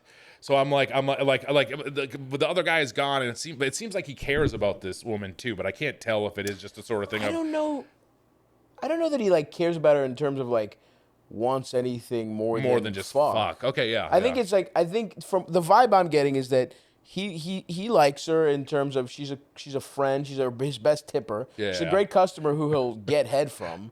You know what I mean? I don't think he's trying to date this woman. I mean, I just feel like such a dork comedian would be like, I think they're in love. This is when you have 2 good parents. This is another element. We really do need to do the taxonomy of different types of fat guys. It's like party animal, non-horny. Two good parents. Party animal, horny, one good parent. Great mom. And then we have like Gabers, who's like party animal, horny, maybe two weird parents. I don't know. Like, I think that is like that's 100%. We have to make a list of like. Anyway, so yeah, I don't know, dude. I think you hide behind I'm not really in the zone. I'm in a place in my life where I'm not really in the zone for a threesome unless it's like bangers, and no disrespect, these guys aren't like they're not like, and then you could be like, maybe we could pick a guy, or I think you just let it lie. You're like, you could even just be like, nah, I'm not in the zone right now, and be like, hey, maybe we could fuck, if you even want that, right? Honestly, the most important thing here is to maintain her as a tipper, I think. Like, that's the most important thing in this guy's life. Yeah, that's true. As a bartender, a woman tipping 50% and she's going on first dates every weekend, it's like, it's pretty good. Yeah, it seems like this is her spot. Like, it doesn't matter. And, like, also, she has a rapport with you no matter what. Like, I really don't think you have to. I don't think, like, if you say you're not interested, she's going to be like, I'm not coming here. I'm not going to tip you anymore. I don't think that it will happen. Exactly. I think you just have, whatever your response is, don't rock the boat too much, because you got a nice thing going, and that's good enough, in my opinion. Yeah, I agree. But yeah, good luck, also, man. That's God fun. bless the 2s and 3s that are having fun. Yeah, the 2s and 3s need to. She's doing her. Yeah, can we? We want to buy her a night out at this bar. So email Eldis with your information, and we'll give you like a $200 credit for her, because she is doing a service for probably Stavvy's World and Doughboys listeners. I guarantee you, some of the 3s this woman has fucked listen to one or both of our podcasts. They're keeping a Doughboy shirt on while they have sex. And I'll tell you this much: the ones that even if that's not true, there's plenty of them listening now. They're like, why isn't it me that's fucking her? Hit us with something else, Mo. I just have to tell you, I caught a pass from Tom Brady. Did I ever tell you that? Whoa, you did tell me that. I did. Where was brag about this already? Yeah, what was the context? I did a commercial shoot with he did a Funny or Die shoot, and I did like a behind the scenes shoot with him. And then one of the guys, I was in a sketch group, the Birthday Boys, and one of the guys worked at Funny or Die. And he and Brady like did this thing, and then I was the extra shoot that day. So like in between takes, I was like going up to him and being like, "What's?" I'm like a super fan, and I was doing that. And the bit was you're a super fan. I was a super fan, and you are a super fan, and I am a super fan. It honestly seemed like he hated me. And then I caught the pass where he threw me a pass, and I caught it, and then I pretended to hump the football, and that like changed. He loved me. Brady loved me after that. That's all it took. I was like pretending to fuck the football, and then Brady was like, from then on, I was like, Mitch, like the rest of the day. And his like handler guy was like, dude, Brady wants to sign your jersey. At the end of the day, it was great. So you have a signed? I got a signed Brady jersey from humping the football. Respect. That's what happens when you follow your comedic instincts, man. I had him sign a bunch of shit. He signed. I worked at The Simpsons, which I didn't even tell you because I love The Simpsons growing up, but I worked there as an assistant to the writers. And I was given a basketball that Conan. Which is different than writer's assistant. That's like they don't let you in the room, they just make you get shit for them. Yes. That means I'm buying 100 yogurts like every week. But hey, man, you're doing it to make Homer happy. Yeah. There was a basketball that Conan and Greg Daniels and Rich Appel played basketball with, and all three of them signed it, and I had Brady sign that basketball. That's awesome. That's fucking awesome. And how many people of those was on the Epstein's flight log? Just me. Just you. Yeah. It sounds like, but it's okay. You're cleared now, dude. Yeah, You're not I never went to the out. island. It was just convenient. Yeah, you just caught. Somebody just caught like a leg. Like they had a layover, and they're like, "I'll just take Epstein's jet from Boston to Florida." I never got to the island. I was just getting to Tampa. What's up to my fun hunters? Oh, baby, it's summertime. I'm sweating. You can see I city biked over here. I worked up a nice sweat. I can't wait. I've had a hard day of podcasting. I can't wait to get home, and you know what I'm going to do? Crack open a delicious, refreshing Twisted Tea. That's right. Twisted Tea, you know it. You love it. You know we love to keep it twisted over here on this podcast. A delicious beverage, 5% alcohol by volume, brewed with real mother-freaking iced tea. Tastes good, goes down smooth. No pesky fizzy bubbles getting in the way of you enjoying a delicious alcoholic beverage responsibly, of course. Keeping it twisted doesn't mean not being responsible. You're gonna want to be responsible. And that's easy to do. They go down so smooth. They taste so good. They got different flavors. We're talking peach. We're talking half and half. Classic iced tea. Whatever it is. Sometimes you want a little iced tea. Iced tea is a great summertime beverage. Twisted tea kicks it up that much further of a notch. You're going to love... Look, you listen to this podcast, there's no way you just found out about Twisted Tea. They're perhaps our most beloved sponsor. They're the kind of sponsor that lets me do a segment where it's, we say shit, we say jizz, we say stuff like that. They're cool. So what you're going to want to do is crack open an ice cold motherfucking can of Twisted Tea today, okay? And you get it wherever you want. That's the thing. I don't get any fucking kickbacks here. I'm just trying to tell you about Twisted Tea. There's no fucking promo code. There's just general. I'm generally raising awareness for Twisted Tea. That's how much I care about the product. So here's what I want you to do: grab a refreshing Twisted Tea today and keep it twisted. What else we got, Mo? That's like my Italian friends. Stavvy, big fan. Sorry, kind of awkward because this is a weird story and I haven't had a chance to discuss with people around me. So I figured I'd ask some advice from you. But I'm 24 years old and I currently work as a caretaker for an elderly man whom I met on a sugar daddy website. Whoa. You call it sex work if you want, but this guy is very physically weak. His mental health isn't great either. He's 80 years old. He doesn't leave his house. He is also, kind of obese for his age, over 230 pounds. Okay. He doesn't get out of his recliner awesome. The whole day, and he can't get out without his walker. Pretty much pays me to give him showers and show him physical love, like kissing, hugging, touching. But I mean, of course, his body's so weak, his penis doesn't work, so I don't consider it sex work in that way. I do genuinely see this job as a caretaker because that is what I'm doing. And I put anti-fungus cream on spots he can't reach, and he has cellulitis on his legs. Good God. He's not able to reach his legs or even feel his legs, so I have to put, ointment and oils on his legs every day. And he's also deaf, so someone's got to change his hearing aids from time to time. But just cut to the chase, this guy's pretty much in love with me and wants to marry me, and I've made it clear to him that I'm really only there for the money that he pays me every week. Sure. I mean, that's what it was made clear from the start. I'm looking for a sugar daddy to take care of. Yeah. So he gives me money, and I also never ask him about his will or anything about what I get when he's gone. If anything, he brings it up to me and asks what I want, and every time he asks me, I just tell him that I just want to save my money and I'm good with the arrangement that we already have now. But, I mean, since he wants to marry me, I feel like I have nothing to lose if I marry him. And I know I'm pretty young, but I've got the time and energy for it. And This is fucking awesome. he doesn't have much time left, so should I just go for it? Thanks. Dude, what a turn of hey, I've made it very clear. I've made my boundaries very clear. Now, I don't see the downside in marrying him. I couldn't believe. Yeah, that was an awesome twist. That was an awesome twist. By the way, besides 8 years old, she was just describing me. Yeah, weak. Penis doesn't work. Penis doesn't work. Yeah. Mental illness. Cellulitis, fungus foot. I was like, this is everything that she's described. Like, can't touch his toes. Yeah, except he weighs less than both of us.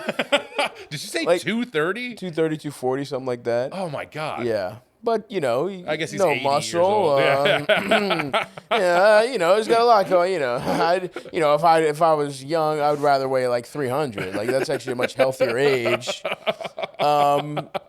This is fascinating because I kind of see where she's coming from. I don't.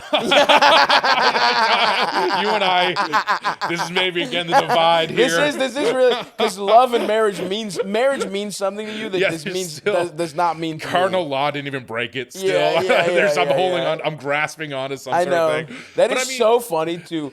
a cardinal that covered for child molesters was at your confirmation. Like, there's no more symbolic, you shouldn't believe in this institution. It's like that you could go through. Yes. And you're still like, well, marriage is between two people that love each other, what the church tells us. I mean, I like the idea of you. Look, I think she's 100% doing a service for this man who is hopefully very, he's paying you a nice amount. Yes, yeah, I hope he's paying her well. But he seems lonely. She's doing a good service for this guy. So I feel like if he doesn't want to be lonely, I mean, it just is all of the other side of it of being married to him, and I don't know if he has any family or like when he will pass away. It seems like he's not in great health. Like that seems like a lot of stuff. Yeah. I mean, and by her luck, this motherfucker holds on 15 more years. Yeah. It's like you get married and then he's just like around. Yeah. I mean, like, I guess what I see it from is a purely business, like, you know, who fuck. It's like the Anna Nicole Smith pictures with that guy. I see that, I'm like. He seemed happy. I mean, he did. He's happy. Yeah, he's happy. Yeah, that's the thing. But here's the thing, though. You don't. I think you've actually done a great job in being really honest and open here, and like being like, hey, we met on a sugar daddy website. I'm not this is what I want to do. I'm not saying I'm above this, but it's like we have a specific. And you could even say, like, look. People get written into wills for less than what you're doing all the time. That's also true. Right? So you could be like, look, if you want to take care of, like, look, I'll be here as a caretaker, as a very specific kind of caretaker. Because here's the other thing. He is lucky to have found you. Yeah. Right? Like, not a lot of people are like, there's women who are on the sugar daddy website, they will hear this and be like, can I just suck him off? You know, like if I were you, I'd be like, let me just fuck you. I don't want to fucking put ointment on your, like, to me, it's way more gross to put fucking ointment on him than to just suck him off a couple times, right? You actually are providing a service that I think might be harder, like a hot nurse that like gives you kisses, tells you you're a sexy old man and like your dick doesn't work anyway, so you're providing kind of a love to him and caretaking, like that's two separate jobs. Yes. You're a fucking 2-for-1 right here. You are a special person in this guy's life. You do kind of, in my opinion, it's not crazy to be in his will, especially if he doesn't have other people. So you could say, look, I like our situation. I'm happy to do this work. It is a job to me. I want you to understand that, but it's like, if you want to take care of me after you're gone, if you want to put me, we can do that. But this is our relationship. If you want to give me something in the will, that I would really appreciate. You could even say that I'd really appreciate it. But this is what our dynamic is. Because as much as I see the like, you know, whatever, just get married and then you got the bag for your life. Like, even if this is 10, even in worst case scenario, it's like 10 years, 15, it starts to get tough. 10 years though, you're 34 and $1 million. It's like, how much money does this guy have, number one? Yeah. 10 years if you're 34 and you're a fucking you never have to work again in your life. That nice. Ain't so bad, right? That's not so bad. But to be a little Mitch-ish right here, you know, I guess you shouldn't have to give away your prime youth to some rich guy, like, because that's how bad, you know, the world is financially. So I say keep doing this job as long as you're comfortable with it. But I don't know, you know, and you can say... Is the marriage thing, is it going to be a thing of, like, I am your... Like, are you still dating in that scenario? Like, I right, guess do you get to fuck other guys? Like, what about you, what you want? And I think it sounds like this girl is very, like, she's about her shit. Like, she seems very ethical about this whole thing where... If she agrees to being in a monogamous relationship, she sounds like the kind of person who would stay like that. Yeah. I don't think you need to do that. You're young, like, and this is the other thing. This is how fucked up inequality is. The fact that this girl even has to think about this. The fact that you have to do this, like, just a guy, even if you don't despise him, it's like, you're fucking 24. To make ends meet, you have to rub cream on some old guy's dick. It's like, you don't really deserve, like, you don't deserve to also marry him. You're going to give that away too. It's like, and again, I get it. Life is a nightmare. You might be supporting other people, whatever. You're in a good enough middle ground here where you could say, look, I like doing this. It's fine, but I don't want to I want to keep, you know, I want to see other people, whatever. If you want to put me in the will, great. But, you know, I think there is ultimately, as much of a cynic as I am, I think you are right and be like, marriage is in theory. Now, look, if you have some kind of weird thing where he's like, I don't fuck whoever you want. Yeah. If it's like some kind of weird non-racist Donald Sterling situation where he's like, you let guys fuck you, but, you still have to come here and sleep here, whatever. That's possible, but I don't know, dude. At the end of the day, I don't know that it's that necessary. Yeah, I think you just, like you're saying, you have to make yourself be happy, whatever that. And the ointment side of it sounds not happy. It sounds horrible. And I get that you have to. Yeah, it's that shitty thing about life. Like, you're making money off of this, and it seems like it's going well. But like, will you be happy in that scenario? And that's the only question you have to ask yourself. And I don't know. It's a tough one. It's brutal. Don't do it. Yeah, don't. And this is really the like, in terms of how our society is, both these people, their story is sad. Yes. Like, this guy has clearly worked. Like, that's the thing. It's like, nobody should feel, sorry for fucking billionaires, whatever.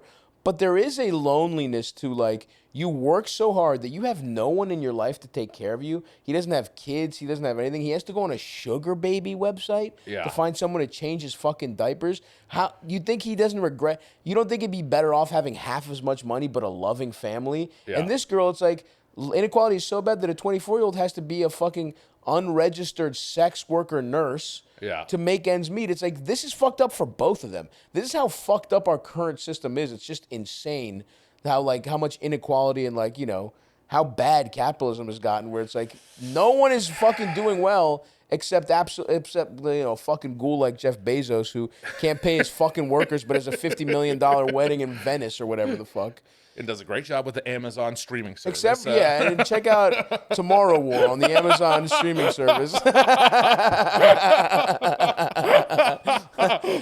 Let's just say I canvassed the market for stand-up specials, and I feel a little better about shit-talking Amazon Prime right now. They're all fucking Sarandos. Netflix sucks. I mean, it's just like, it is true. It's like inequality in any way, shape, or form. Having this many billionaires is just fucked up. Also, like, no one needs the kind of money where, like, when you get to the point where it's just a number on a fucking screen, and you're willing to ruin other people's lives so that a number that does not affect your life goes up, you're a piece of shit. There's no way around that. You know what I mean? Tech guys being like, we get art now, too. Like, we get to be in charge of art now. No, you don't. You don't get to, you can't. You have fucking bad taste. Yeah, that's the whole thing. Taste. And we got, the only thing culture compared to, like, the actual levers of power, we don't have much, right? Yeah. We really can't affect things that much. All we can do is not allow these guys to be cool. That's all we can do, guys. Agree with that, so stop with this fucking bull. Stop doing AI fucking art. It sucks. It sucks dick. It's not. It all is the same. It's not that creative. It's like, well, you need to see a fucking guy. Oh, look, it's a guy I know, but he's a fucking baby. Who cares? Who gives a fuck about Bobby Lee as a baby? Don't do that to this podcast. I know we look cute. We're both fat. We're both cute babies. I kind of do want to see the baby versions of us. Just do the last one. I'll show you the real baby pictures. But we don't need this bullshit. Anyway, whatever. It's just like, it sucks. And so good luck. Don't get married. Keep fucking making your bag in a way that makes you comfortable, but don't sell even, matrimony, not to get, Look, some of the AI stuff, like turning Lois Griffin from a cartoon into like a big to your girlfriend that will fuck you. And once we get that, I'm in. Yeah. Turning Lois, giving Lois a wet, dripping pussy, that I can get behind. But that's it. Saying, "You're so handsome, Stavros." Getting Lois's name, getting Lois's voice to say you're a big boy and your dick's not that small. That's okay. But everything else has to stop. That's fine. What we need is sexy redheads with big tits learning how to do Lois's voice. We're stealing. There's a girl on OnlyFans. That was her job. She used to do JOIs in Lois's voice, and we've taken the money out of her fucking pocket with these fucking pieces of shit. It's sad. It's a bummer. If you look at my For You on Instagram, it's like it is just like Marge and Lois, like coming to life. That's all it is. It's those AI videos. That's so fucking funny. Mine are still just flesh and blood, big-titted women. That's you see so many clearly AI. This, speaking of the loneliness thing, you'll see like an 80-year-old big tittied grandma. Oh, dude, I've seen those. And those then you are just awesome. and it's also so clearly Sorry, fake. I'm trying to find my For You page. Keep talking. It's so clearly fake that you're like, and then you just look at the comments and it's just all these old guys being like looking good, and you're like, oh god, this is like, it's just gonna get worse. It's gonna get so much for worse. us if we make it to 80. Knock on wood. Oh, dude. Yeah, they're gonna have shit that's like, and I'm already. Here's how effective it is. I'm just looking at girls' tits right now. I'm in the middle of a podcast, and what's really yeah. Look at my For You page, and then look at it all, and then look in the left corner here. That's incredible. It's the incredible mom lady coming to life. Yeah. Yes. There's a lot of that. There's Peter with a sexy Latina. AI fucking sucks shit. It's horrible. It is horrible. It is I do fucking feel like horrible. people now, if like there's nothing to lose, and people are like, there is like now a final turn, and I've seen so many people. Like I told you, like Bugman and a couple other people who are like Armin, who are like making their own shit, and it's like doing well. You know what I mean? Like that's like, and that's exciting shit to me. I might be wrong, but I do think that we are in a place where I hope we're gonna get entertainment that's like especially in film, that's kind of like we're gonna have an indie revolution. I hope like the 70s or 90s. 70s and 90s. I think we're due for that because like I think because they've made it so hard to make good stuff, right? Yeah. And because there's no money anywhere. Yeah. Like creative people have to be so good. Yeah. So good with a limited budget that like writing, vision, acting, that has to be good, so good that it breaks through. Yeah. And we're going to take our lumps maybe for a couple more years, and it might not even be us. Unfortunately, we might get fucked. It might be the kids after us. Yeah. But I do think, knock on wood, we'll get that. But that might just not be it either. They might call it as like the 60-year-old guy they put in their movie or whatever, too. Yeah, you know what I mean? absolutely. Also, your show, like your Netflix show, is an example of that. You Absolutely. Like, you made it, you know what I mean? You're like, Shane paid for that himself. He was like, I believe in this. I'm going to put up my own fucking money. And, they let us do that. And then, season 1 was good, but season 2, they actually gave us a writer. John McKeever and Gerben, they gave them a fucking real writer's room. They actually, we got to do it for real. And and they gave us some real actors. Thomas Hayden Church, who we've both worked with. He's fucking awesome. He's so great. It was so cool to be like, we're just a bunch of comedians, and it's like, you give us a budget, you give us some time, you give us real actors to play off of. Yeah. And everything got elevated, and I do hope. And look, Shane is he's selling out arenas. Like, it's crazy that it takes somebody that famous and that talented to get a shot like that. Sure, but I hope they will see that from that, you get people that are less famous. There's a movie that looks like, the A24's got a movie that looks really interesting. I think Sorry Baby. What's their name? What's the person who did that? I don't. But I saw a trailer for that. It looked fucking incredible. oh right, yeah. Yeah. What's her name? It's Eva Victor. It was she directed it, and she's in it. Or they, I think they. I'm sorry. I don't know. I think I saw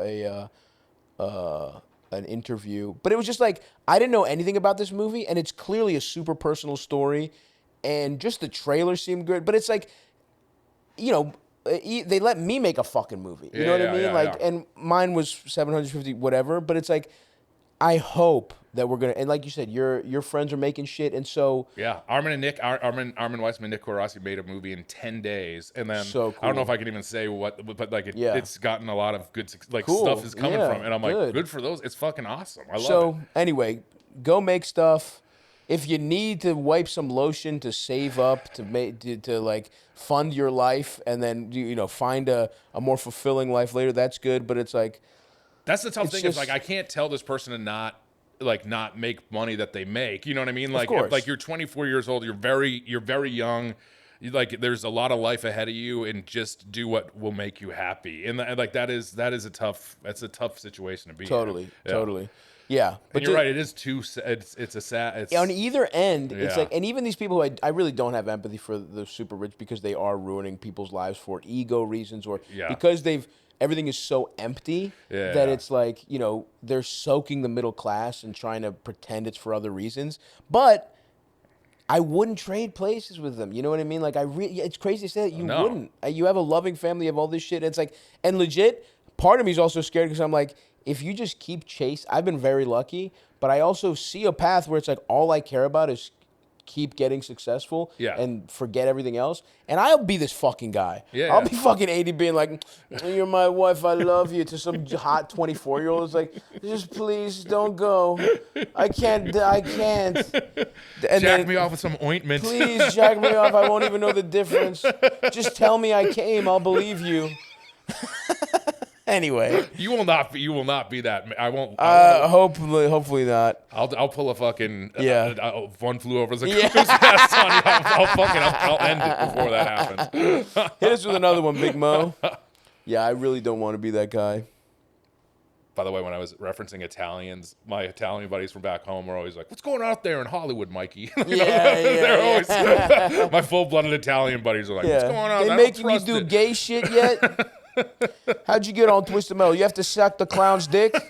The clown make you suck his dick in the ice cream truck, Mike? You could tell us. We'll find him. They think he's real. We'll find him. We'll fuck up every guy in an ice cream truck till we find that fucking clown who made you suck him off. I made that choice on my own, damn it. Don't force me to do it. We were two grown adults. We hit it off. He's a really sweet guy when you get to know him. All right, what else we got? Hey, Stavvy. First time, long time. I had a question about parents and social media.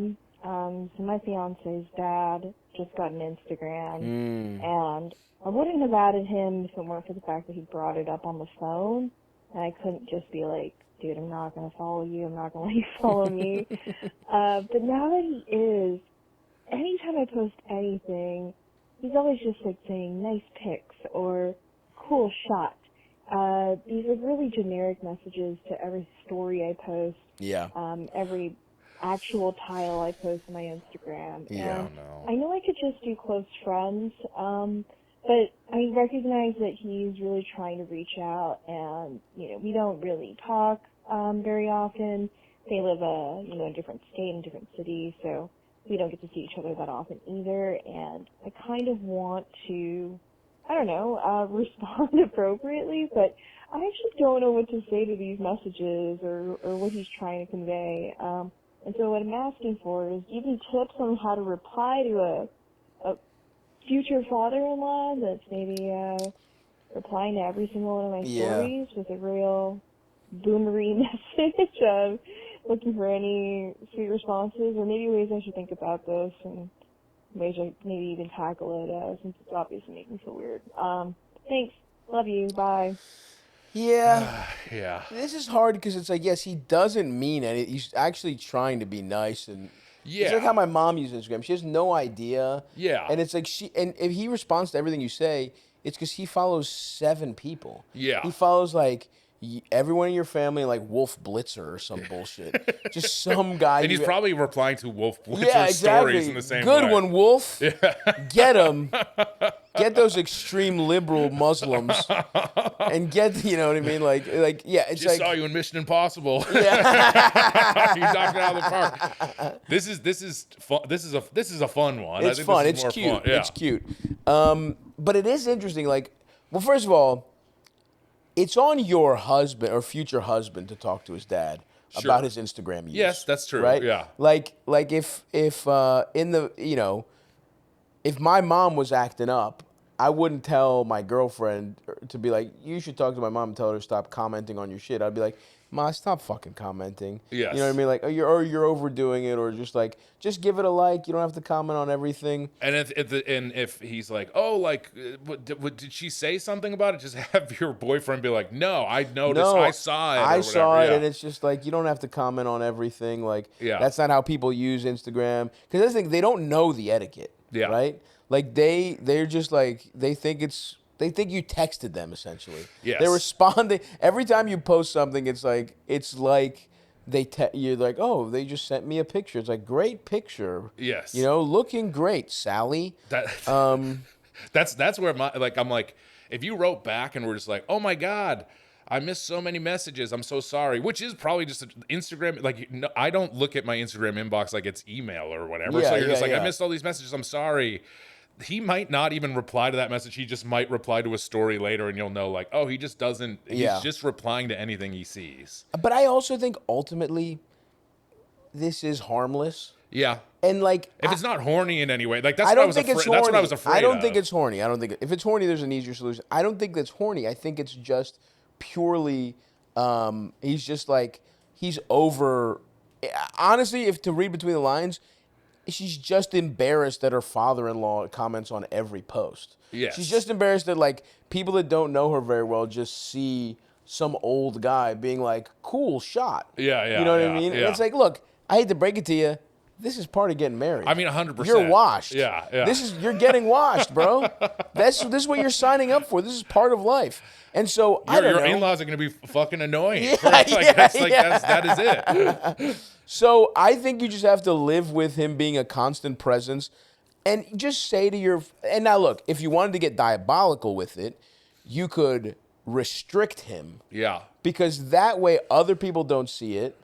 But you could occasionally unrestrict and like it, or you could like it, or you could reply to him only in DMs so it doesn't look like. But I think occasionally hitting him with a "thanks, Mark" exclamation point is not the end of the world. Yeah, you know what I mean. That like, maybe feels like liking what he's. I mean, if it doesn't bother, if what he's saying doesn't bother you, hit it with a heart. And move on, and just realize that yes. This part of getting married, you're fucking now, it could be worse. These could be horny ones. It's like you didn't get the best case scenario, which is they don't hit you up at all on social media. But you didn't get the worst case, which is they're weird or they're getting political or they're like, but in some ways this is the worst one because he's just annoying enough that you can never call him out on it. Yeah. But if he ever started saying it, you almost have to goad him into a political discussion. You almost have to be like, you almost have to you put free Palestine, and if he's a Zionist, and hoping to goad him into an argument, and then you'd be like, all right, great, he's fucking now I get. You don't want to start. But you don't want to do that. You don't want to do that, right? You want to just not listen to him at all. Like if you have political differences with an in-law, you want to ignore that because it's like so basically you don't want to rock the boat. You just want to do that, and if it's anyone's job, it's your fiance to tell him like, hey. Dial it back a little bit. You can just like things, make a rule where you only comment every 3 pictures or something. I was gonna say the restriction thing is maybe not a bad idea, but is she one of the, like you said, one of the 7 people? Put him on the restriction list with my Instagram. It's me and the dad on there together. But put him on there and but if he's one of 7 people if you're one of 7 people he follows, he will. He will notice, and also he'll be able to tell if other people aren't seeing his comments. Yes, you know what I mean? He could be on his wife's Instagram and be like, "Hey, my comment's not showing up." Why is that? You know what I mean? So it's you don't want to start playing these mind games. You don't have to start worrying this much. You just have to stop. I think the subtext here is you're a little worried about your Instagram being cool. Sorry, man. This is part of fucking growing up. That's the best advice of all: is never let Instagram drama affect actual life. Yes, yeah. I know that's put your phones away, man. And I know it is like when I'm posting anything. Yeah, don't let that shit fucking bother you, you fucking bitch. Oh fuck, are we doing a podcast? The Cleveland show coming to life in AI. Yeah, I'm literally texting somebody back right now. I make the joke and I'm just like, you did see something that caught your. Cool. Yeah, you can't. I've spent so much time being I got to post this thing for work or whatever, and it does just put me to a place where I'm I hate Instagram, and it is just a worthless thing in the end. So, your in-law posting embarrassing stuff every so often. Who gives a shit, really? Yeah. Not to dismiss the issue, but it's this is part of growing up, babe. Yeah. And just maybe have your husband talk to him if it's getting way too annoying. But hit the man with a hit him with an occasional thanks, whatever. That's it. He has to figure out that's how Instagram works. Yeah. Play us another one. Play us a voicemail. You're the Mo Man. Play us a motherfucking voicemail. Do you hate Boston because Ravens Patriots? That's it, right? There's no other reason. I also don't like the Celtics. Oh, really? Why? Oh, is it Knicks? It's sorting Knicks. It's also although you know what, I did like the first KG team because I loved KG. Yeah. Well, so the thing is, like, I was a nomad NBA fan for a while because Baltimore had no teams, and I couldn't, like, DC and Baltimore just. I hate when people pick up a surrounding city. Sure. It's one thing if you live in a small town and you pick up the biggest. You're just like, oh, that's the big city around us. But it's like, we're two completely different cities with different identities. Yeah. I'm not going to root for their NBA team. So I would always, like, pick and choose, like, people to root for. So I really liked I really liked the, Kings when they were against the Lakers, and I liked and KG was one of my guys because he's just so fucking. Allen Iverson was like my fucking guy. I love that. And then Iverson, KG was my guy, and then when he got traded, I was like, I'm rooting for him, whatever. But then I think probably with Boston, it was like, I don't know exactly. I think it first of all, it translates like the sports hate goes. Sure. It's like Orioles, Yankee. It's like in baseball. Not that we were that good ever, but it was like. I got annoyed that you guys were winning too much. Yeah. You know what I mean? It was like... Which is the flip. The Reds... I know, but not... It was the flip when you're fucking, grandparents and shit. I'm tired of people my age talking about, it was so hard. It wasn't hard for you. You were a fucking kid. It was actually perfect for me. Exactly. I was like 18, and then like they started to win. It was great. I don't want to hear that from young fucking Boston fans who are like, we went through it. It's like, no, your fucking grandfather went through it. You didn't go through fucking shit, right? Yeah. So it was the kind of thing where it was like they were winning too much. And then... We did become annoying. I agree with that. Bostonians became fucking Boston annoying. just became annoying overall. And then from a basketball standpoint, what I kind of glommed onto, I was a Knicks fan, obviously, but I was like, I kind of was rooting for LeBron against the Warriors annoyed me, especially after they got KD. Yeah, so I became a LeBron guy, and then LeBron became like this symbol of my youth. Yeah. So it's like, as long as LeBron's still there, it's like I'm still a child. Like I remember hearing about LeBron when I was in middle school, dude. Like that's how long my relationship to this guy has been. And I hated and like the I was Celtics hate LeBron, right? They hate yeah. LeBron. So it was like rooting for LeBron ended up kind of like and then the New York so it's like Baltimore has a natural, the Ravens and the Patriots, and then New York and moving to New York and being like, I kind of, because I'm a Knicks fan, I've adopted the Knicks. I've been there 10 years. So anyway, it's just a general too much winning. All these things that I was rooting for kind of were clashing against Boston enough that I was just like, fuck Boston sports. I mean, cool Boston people will be like, our fans are annoying. They know that we are too annoying with a lot of shit. But I mean, I remember watching Do the Right Thing and be like, I don't like this movie. They're mean to. And then watching it again as an adult and be like, oh, all right. I got the message. Instead of them being mean about Larry Bird, missing it out. It's just like so over my head. Yeah. But like, it did feel, that like us against the world. I mean, that's any city, of course. Every city has in the that, world. yeah. But like, I was like 18 and we had sucked at like the Red Sox sucked, and that was my favorite. Well, team that's the forever. irony is I loved the first Red Sox comeback. Oh, that was great. Because it was like, fuck the Yankees first and foremost, and the Red Sox weren't great. And it was like cool that to see team them is also, there's like so many pieces of shit. But yes, like, the more you Schilling is learn such about a piece it, of shit. but then the further and if the Red Sox had never won again, I think I still would have affection for the Red Sox. 'Cause it's like, it's so cool they fucked the Yankees because fuck the Yankees. But yeah, since then, they've won too much. Yes. Everyone has been a fucking piece of shit. Everyone, so it's like... That's a test for me if I saw Schilling and was like, if I would be like, thank you, sir. I think I still would just be like, thank you for everything. I wouldn't be able to be like, this guy sucks. It still is broken in my head. Totally. You're like, but the bloody sock. The bloody sock fucking bloody worked. Sock, It worked for me. he should get to be racist. He should be allowed a little bit of racism because Steal of the money bloody sock. for his video game company or whatever the fuck he did. I was also, you won't like this either, but I was at that playoff game with You told Raven. me about this. I'm sorry. No. You told me about this because I had just done Edelman's podcast. I held the ball. Yeah. Because you were at the... I was at that game where Edelman threw a touchdown against the Ravens on a trick play, and he literally let me hold it, and I was like, "You have to take this away from me." Like I was like, "I'm going to fuck this ball up." Like I'm in his home, he's giving me like and I'm like the fucking mongoloid Ravens fan kicks in. I'm like, "Give me a knife!" You fucking piece of shit. That was our year.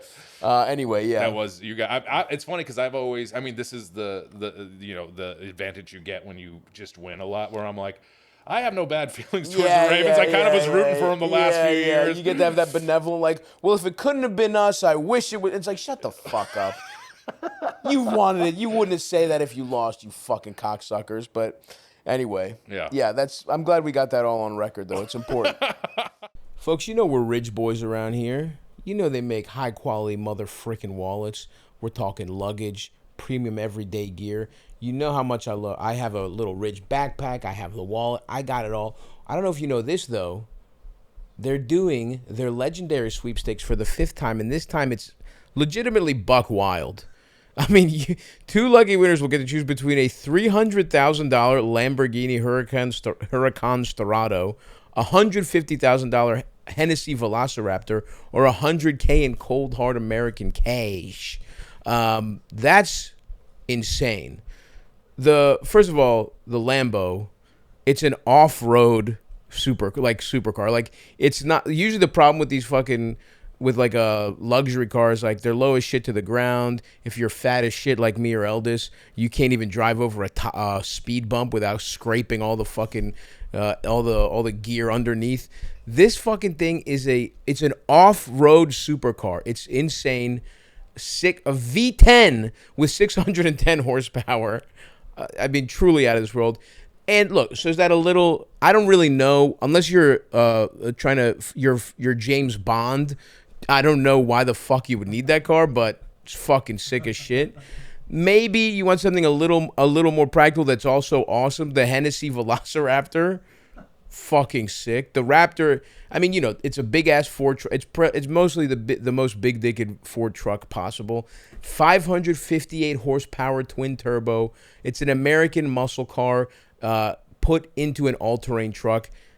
I think honestly, I've never been a truck. I think of the 3, I would pick that because that's just. First of all, I am still even if it's an off-road supercar, I'll be in that fucking Lambo like this.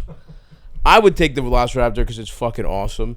And so here's the thing: it's completely free to enter. Just go to ridge.com. No, go right there. If you want to boost your odds, every $1 you spend on Ridge's site gets you 1 additional entry. So grab a Ridge wallet, power bank, phone case, whatever you need, and rack up those entries. Ready to upgrade your wallet and maybe your ride? For a limited time only, head to ridge.com and use code Stavvy at checkout for 10% off your order and a chance to win Ridge's biggest sweepstakes ever, a Lamborghini Huracan Storado, a Hennessy Velociraptor, or $100,000 in cash. No purchase necessary to enter, but every $1 you spend, you get more entries. That's Ridge. That's ridge.com, and use Stavvy. After your purchase, they will ask you where you heard about them. Please support the show and tell them we sent you. What else we got, little Momo? Hey, Stavvy. I'll try to keep it short and sweet for you. All right? I'm going to the gym, and these teenagers are fucking bullying me, bro. Like, I don't know what the fuck to do, bro. They will, tough. follow me while I'm working out and just, make fun of my outfit or, my form. I don't know what the fuck I did to these kids, but they got it fucking out for me, dude. And I can't whoop the shit out of them because they're minors. And I want to be like a little bitch and go up to the staff and be like, oh, no, these kids are making fun of me. Can you ban them? So, I don't know what to do, bro. Do I stoop to their level and, I don't know. You pretend won't to be shake able their to hand do and it. then pull it away real fast and go, ooh, not so slick, huh? No. You know, what the fuck? How do I get these little shits back, bro? Okay? Because they're these jacked fucking 16-year-olds with their ego out of their mind, and, there's no stopping them, bro. Dude, I was trying to get fucking water, and these little shits start barking at me. They're going, "Arr, arr, arr, arr, arr, arr." These kids sound funny as hell. What the fuck am I supposed to do to that? Stavvy, please help me out, bro. How do I get back at these fucking kids without breaking the law? Do I just wait till they're old enough to, kick the shit out of them, or, Sounds like they'd beat you I up. don't know, It sounds dude, like but they beat 'em up fucking right piss me now. off, bro. Every time I go to the gym, I already know to expect these motherfuckers, dude. And lately I've just been putting in my earbuds and just ignoring them, you know? But that doesn't keep them from, dogging on me. I don't know what the fuck I did to these kids. All right, man. Let me know. Actually, wait. Y'all are going to say, some info's missing here. I think he did do something to the kids. They were just making fun of me, and I was like, Chicken Jockey, and then I don't know why I said that, but after that, yeah, they you just blew it. follow me around going, Chicken Jockey, Chicken Jockey. You blew Hey, it. Chicken Jockey guy. I hope this call ends with fuck, him getting his bro, I ass shouldn't kicked have by the said shit. kids. I just ignored him the first time, bro. Now I got their attention. Anyway, man. All right, let me know. Love you, Stav. Love you, LD. Love you, guys. Yeah, I mean, you're kind of fucked. This is like the thing that in prison where they're like, you only get to make one first impression. You're fucked at this gym. Unless you become like funny, like clearly they had your ass. You were mad, and then you tried to get back at them with a lame ass fucking comeback. Yeah. And they probably, if you just ignored them, they probably would have left you alone eventually. But you tried to hit them back and you had nothing. Can I say that this is the most embarrassing call of the day? It's the worst one, dude. And look, at the end, also, this is a nightmare, right? Sure, 100%. Teenagers, like groups of teens bullying you It's happened to me my whole life. You want to avoid this. Like, I think. Do you know who my high school? I went to private school for one. My parents sent me to private school because I was a fuck up, and they sent me to private school my freshman year. And your freshman year, okay. And we've since buried the hatchet. We texted about this, but the guy who was mean to me in my freshman year was Ryan Whitney, who's a professional hockey player. Yeah. He does a fucking Barstool hockey podcast. And we buried the hatchet. It was not even like, it wasn't even, and he was like, I don't remember it that way. It was kind of like what it was. But it was no always, bully ever does, by the way. It was that sort of thing where I was just like, if I like stand up to this bully, he's gonna kick the shit out of me. He was an NHL. Oh, I love that. Like they're just as afraid of you. It's like, no, they're not. No, some are not. Their mother was on meth when they fucking gave birth to them. They don't have fear. The fear part of their brain was fucking burned out. These kids are barking at him. He's not, dude. And they smell blood in the water. Yes. Like this is just like any bullying situation, except you're a grown man and they're children, and you got nothing. And it's like, you can go full beta if they bark at you, like meow at them and like become and like just be like, I'm a little weirdo freak and be and like have them own you for the rest of your have them own you forever. Or you can go to a new gym, I guess. I mean, you got to go to a new gym. It's funny because he thinks he could beat them up, but it doesn't. Is he jacked? Sound like it. No. Like, we need a little more info. It's like, are they more physically imposing? Like, are they? Because if you're jacked and they're still mocking you, that's even more hilarious. Yes. If they don't respect you at all. They completely have owned you. You ruined it with Chicken Jockey. Yeah, it is kind of on you in a lot of ways. I think that these guys are. I mean, you could do the earnest thing and just be like, "Hey, no, I mean, it's over." You have to. I mean, if you really, the only way out is through, like, just schoolyard tactics. Yeah. You know, you just have to bully them back, but I don't think you have it in you. I mean, you have to just accuse them of being gay with each other. That's all children understand. It's like, call them. Literally, you have to just stoop to the level of being a fucking. But that might backfire on you too. Like, they might be gay, but they're like, yeah, we're gay. We just sucked each other off on in our car before lifting. Like, kids now, you never know, right? It's like, what kind of kids are these? Because the thing is, there is that type of like weird Andrew Tate meathead conservative kid. Sure, yeah. That it's like those kids you can get by just accusing them of being gay. I like the divide here too, where I was like, get on all fours and like become like have them own you, and you're like bully them back. Yeah, but those are the two paths though. Be so weird. They're like, what the fuck? Or like you have to fight back, which just usually not. We don't tell an adult man to do this. Yes. Or just put your headphones in and ignore them. But it's like, I don't think I could take doing that. And I would just have to, I would try to bully them back. But I don't think, honestly, I don't think I would ever be in this predicament, man. I think you just fucked up so bad, and your vibes are those of a guy that gets bullied. Yeah, I mean, I think you're right. First of all, you're very funny. You'd come up with something. But even me, this is my job. It would take all my powers, and it would be a coin flip. There's still a chance these teens own me, right? But so it's like, it's a hard proposition. This is worse than anything. Like, if this is a guy your age, you're just like, shut the fuck up, man. I'm fucking working out. Yeah, why are you? Well, you 40-year-old man. Why exactly. are you bullying me? If it's somebody your age, you're like, dude, shut the fuck up. And if it's somebody your age, you could even literally tattle. Because you're like, hey, man, I pay too much fucking money to this gym to be annoyed by this guy. Yeah. But when it's children, yeah, everyone would be like, you're going to tell on these children? Like, you're just really fucked here, dude. You have to get in your gym. You're a pussy. You're not going to be able to handle it. There's no getting around this. There's just no getting around this. I think you're right. Yeah. This is like getting bed bugs. It's like you have to just move. When you have teen bullies at your gym, there's no treatment for that other than bully them back. I guess the other thing that maybe will work is if they're trying to be funny and acting like it's not funny. I think that always mattered to me as a teen, but I feel like as a gaggle of teens, it won't work because they don't respect you anyway. Like, and in fact, all that matters is that it's funny to them. Yeah, Yeah, he's fucked. And the only way is to now the way you get around this because here's the other thing: they all have they're teens, right? Yeah. They all have insecurities. They all have their own the only way you have to do is to Machiavellianly study these teens. There's one who's the leader that they all kind of secretly hate. Yeah. He has a secret. Like, you have to you have to really, follow these kids home. You literally have to, do surveillance. You have to hire a private detective to see what these kids' hopes and dreams are and, crush them that way. And unless you're willing to do that level of, work into this, you're not going to be able to pull this off. I have an alt. Yeah. Get some foam weights. Like that, say 150 pounds, yes. And just pretend that you're fucking strong as fuck. You're strong as hell. You're the strongest dude in the world. That is smart. That will maybe scare them, but you're fucked. And it sounds like maybe you deserve some of the bullying, so sorry about that. It does sound like you're so worked up about this. Part of the problem is if kids, called me fat or whatever, and I was like, I'd be like, good one, you fucking pussies, and I'd move on. I don't fucking care.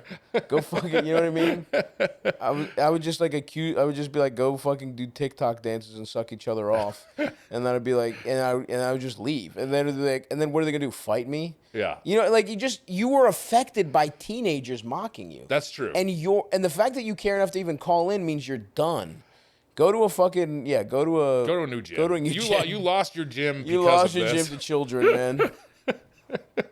I do understand being afraid of teens. I understand totally. That is, they are in good shape. They could. I mean, I think they could kick your ass. There's no one more ruthless than teens in the right situation. That's the meanest. I will never I can make fun of myself because of being in Boston. You go through I went to Baltimore City Public Schools. That's part of why you learn how to make fun of each other. You have to learn how to make fun of someone to survive. Yeah. And you blew it. And sadly. you don't have it. Yeah. Chicken Jockey, what the fuck were you thinking? Yeah. Did you see the movie? Did you? Well, whatever. Yeah. Hit us with one to go out on here, little Mo. And by the way, we didn't plug anything. Please listen to Doughboys, Twisted Metal. This will probably come out. This will probably come out in a month, honestly. So it will be actually. Honestly, the finale will probably be close to. It's the finale's the end of August. Cool. So, yeah, Perfect. Yeah, this will come out at some point. I love it. And maybe it'll be early August. But either Peacock. way, go to the Cock. Download the Cock and watch Mike, baby. And of course, listen to Doughboys, which legit has become my favorite podcast. You're a good man. I love fast food as much as you guys. And I really am not kidding where I'm I will do the podcast twice a month. If I lived here and you guys had fallouts, I would be I'll do it. We would have you on all the time. Yeah. I mean, you immediately knew exactly. I mean, that's how Nick and I bond. Nick, who is not even really a fat guy much at all anymore. But Nick Weiger, my co-host, is we were just both loved fast. Yeah. We genuinely and loved just soberly discussing it. And it's the jokes happen by accident, but the point is to actually when we were hanging out in DC. That's my comedy career. Yeah. Jokes happening by accident. But when we were in DC, me, you, and Gabrus were legitimately just talking about other chains, and we were really talking it was a fucking debate, a true debate. You went and got Ann Pizza on your own. You didn't even I have needed to be a part of the conversation. I love it. Yeah. You're always welcome to be on. Thank you, brother. I'm going to Hawaii. Hey, Stav. So I have a question. I was flying a lot this past month, and so back-to-back flights. And being a large-bodied person also, during one of my flights, I missed the snack time because I was so sleepy after takeoff. And, but at the same time, when I woke up, I wanted my fucking snack. I wanted my snack. I wanted my little drinky. I wanted my little pretzel. Yeah. So I asked the flight attendant for my snack. They ignored me. And then so I asked the other one for the snack, And then I saw them talking to each other. Oh, no. And then the first one that ignored me originally came back and handed me 5 handfuls of, like a big handful of cookies. So Hysterical. obviously that's an act to me for being big. So what do I do? Do I contact the flight? No. Airline? Or do I just let it go? Should I just let my ego be bruised? Yes. Or should I say something? Okay. Love you. Bye. Listen, we're all in the same community here. Yes. Okay? You gotta take it. Tattling never makes anything better. No. Never, ever. Like, it's only very specific situations where tattling makes things better.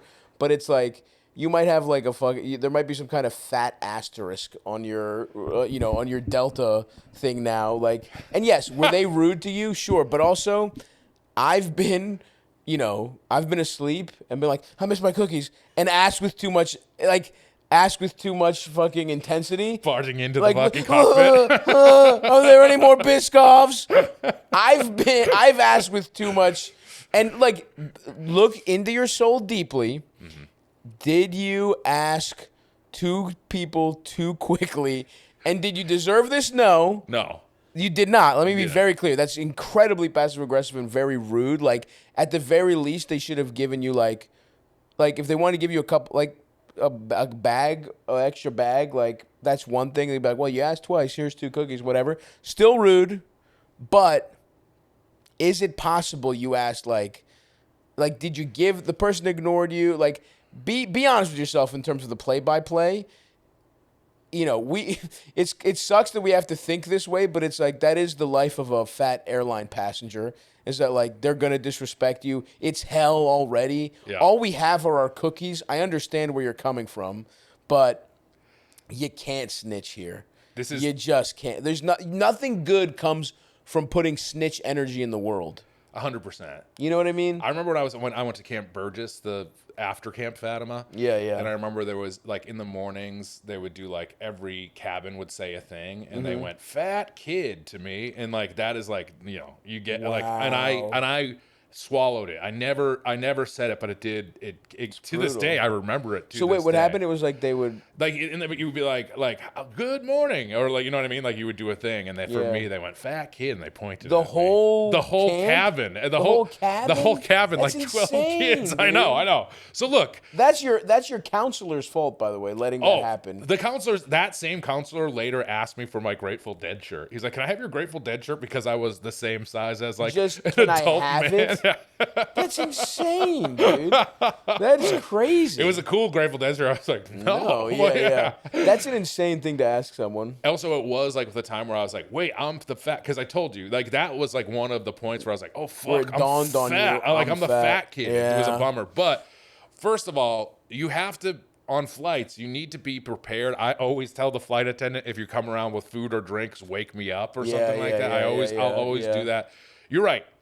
Fat person on the flight, hell, it sucks all the time. I don't fit into a bathroom. Yep. I got a Delta card just to fly first class, because now that's all only way I will travel. The only kind of thing they do for big people is that you can take your CPAP. I'm going to Hawaii, and I'm, like, dreading it. Yeah. Just because I'm not flying first class there. I'm going to sit with my mom and sister, and I'm like, I'm not going to fit in the seat. It's going to be uncomfortable. Yeah. But the one good thing they do is they let you take your CPAP. CPAP as an extra carry-on. Yeah. Put a lei around my CPAP Yeah. when we get to Hawaii. They put the lei on your CPAP. They put an apple in your mouth. Oh, sorry, sir. Sorry, we mistook you for the pig we're roasting later tonight. I'm like running away. Yeah, and look, it's like, here's the other thing, though. When you miss a snack, yes, you did miss the window. You do have to be a little more patient. Yeah. They will give it to you eventually, but whenever, and it's not just a snack, it's like when you miss anything, when you miss the drink, when you miss whatever, like, it might take a while for you to get it. Now, again, you don't deserve this treatment. No. Giving you 5 is fucking crazy. It's fucking insane.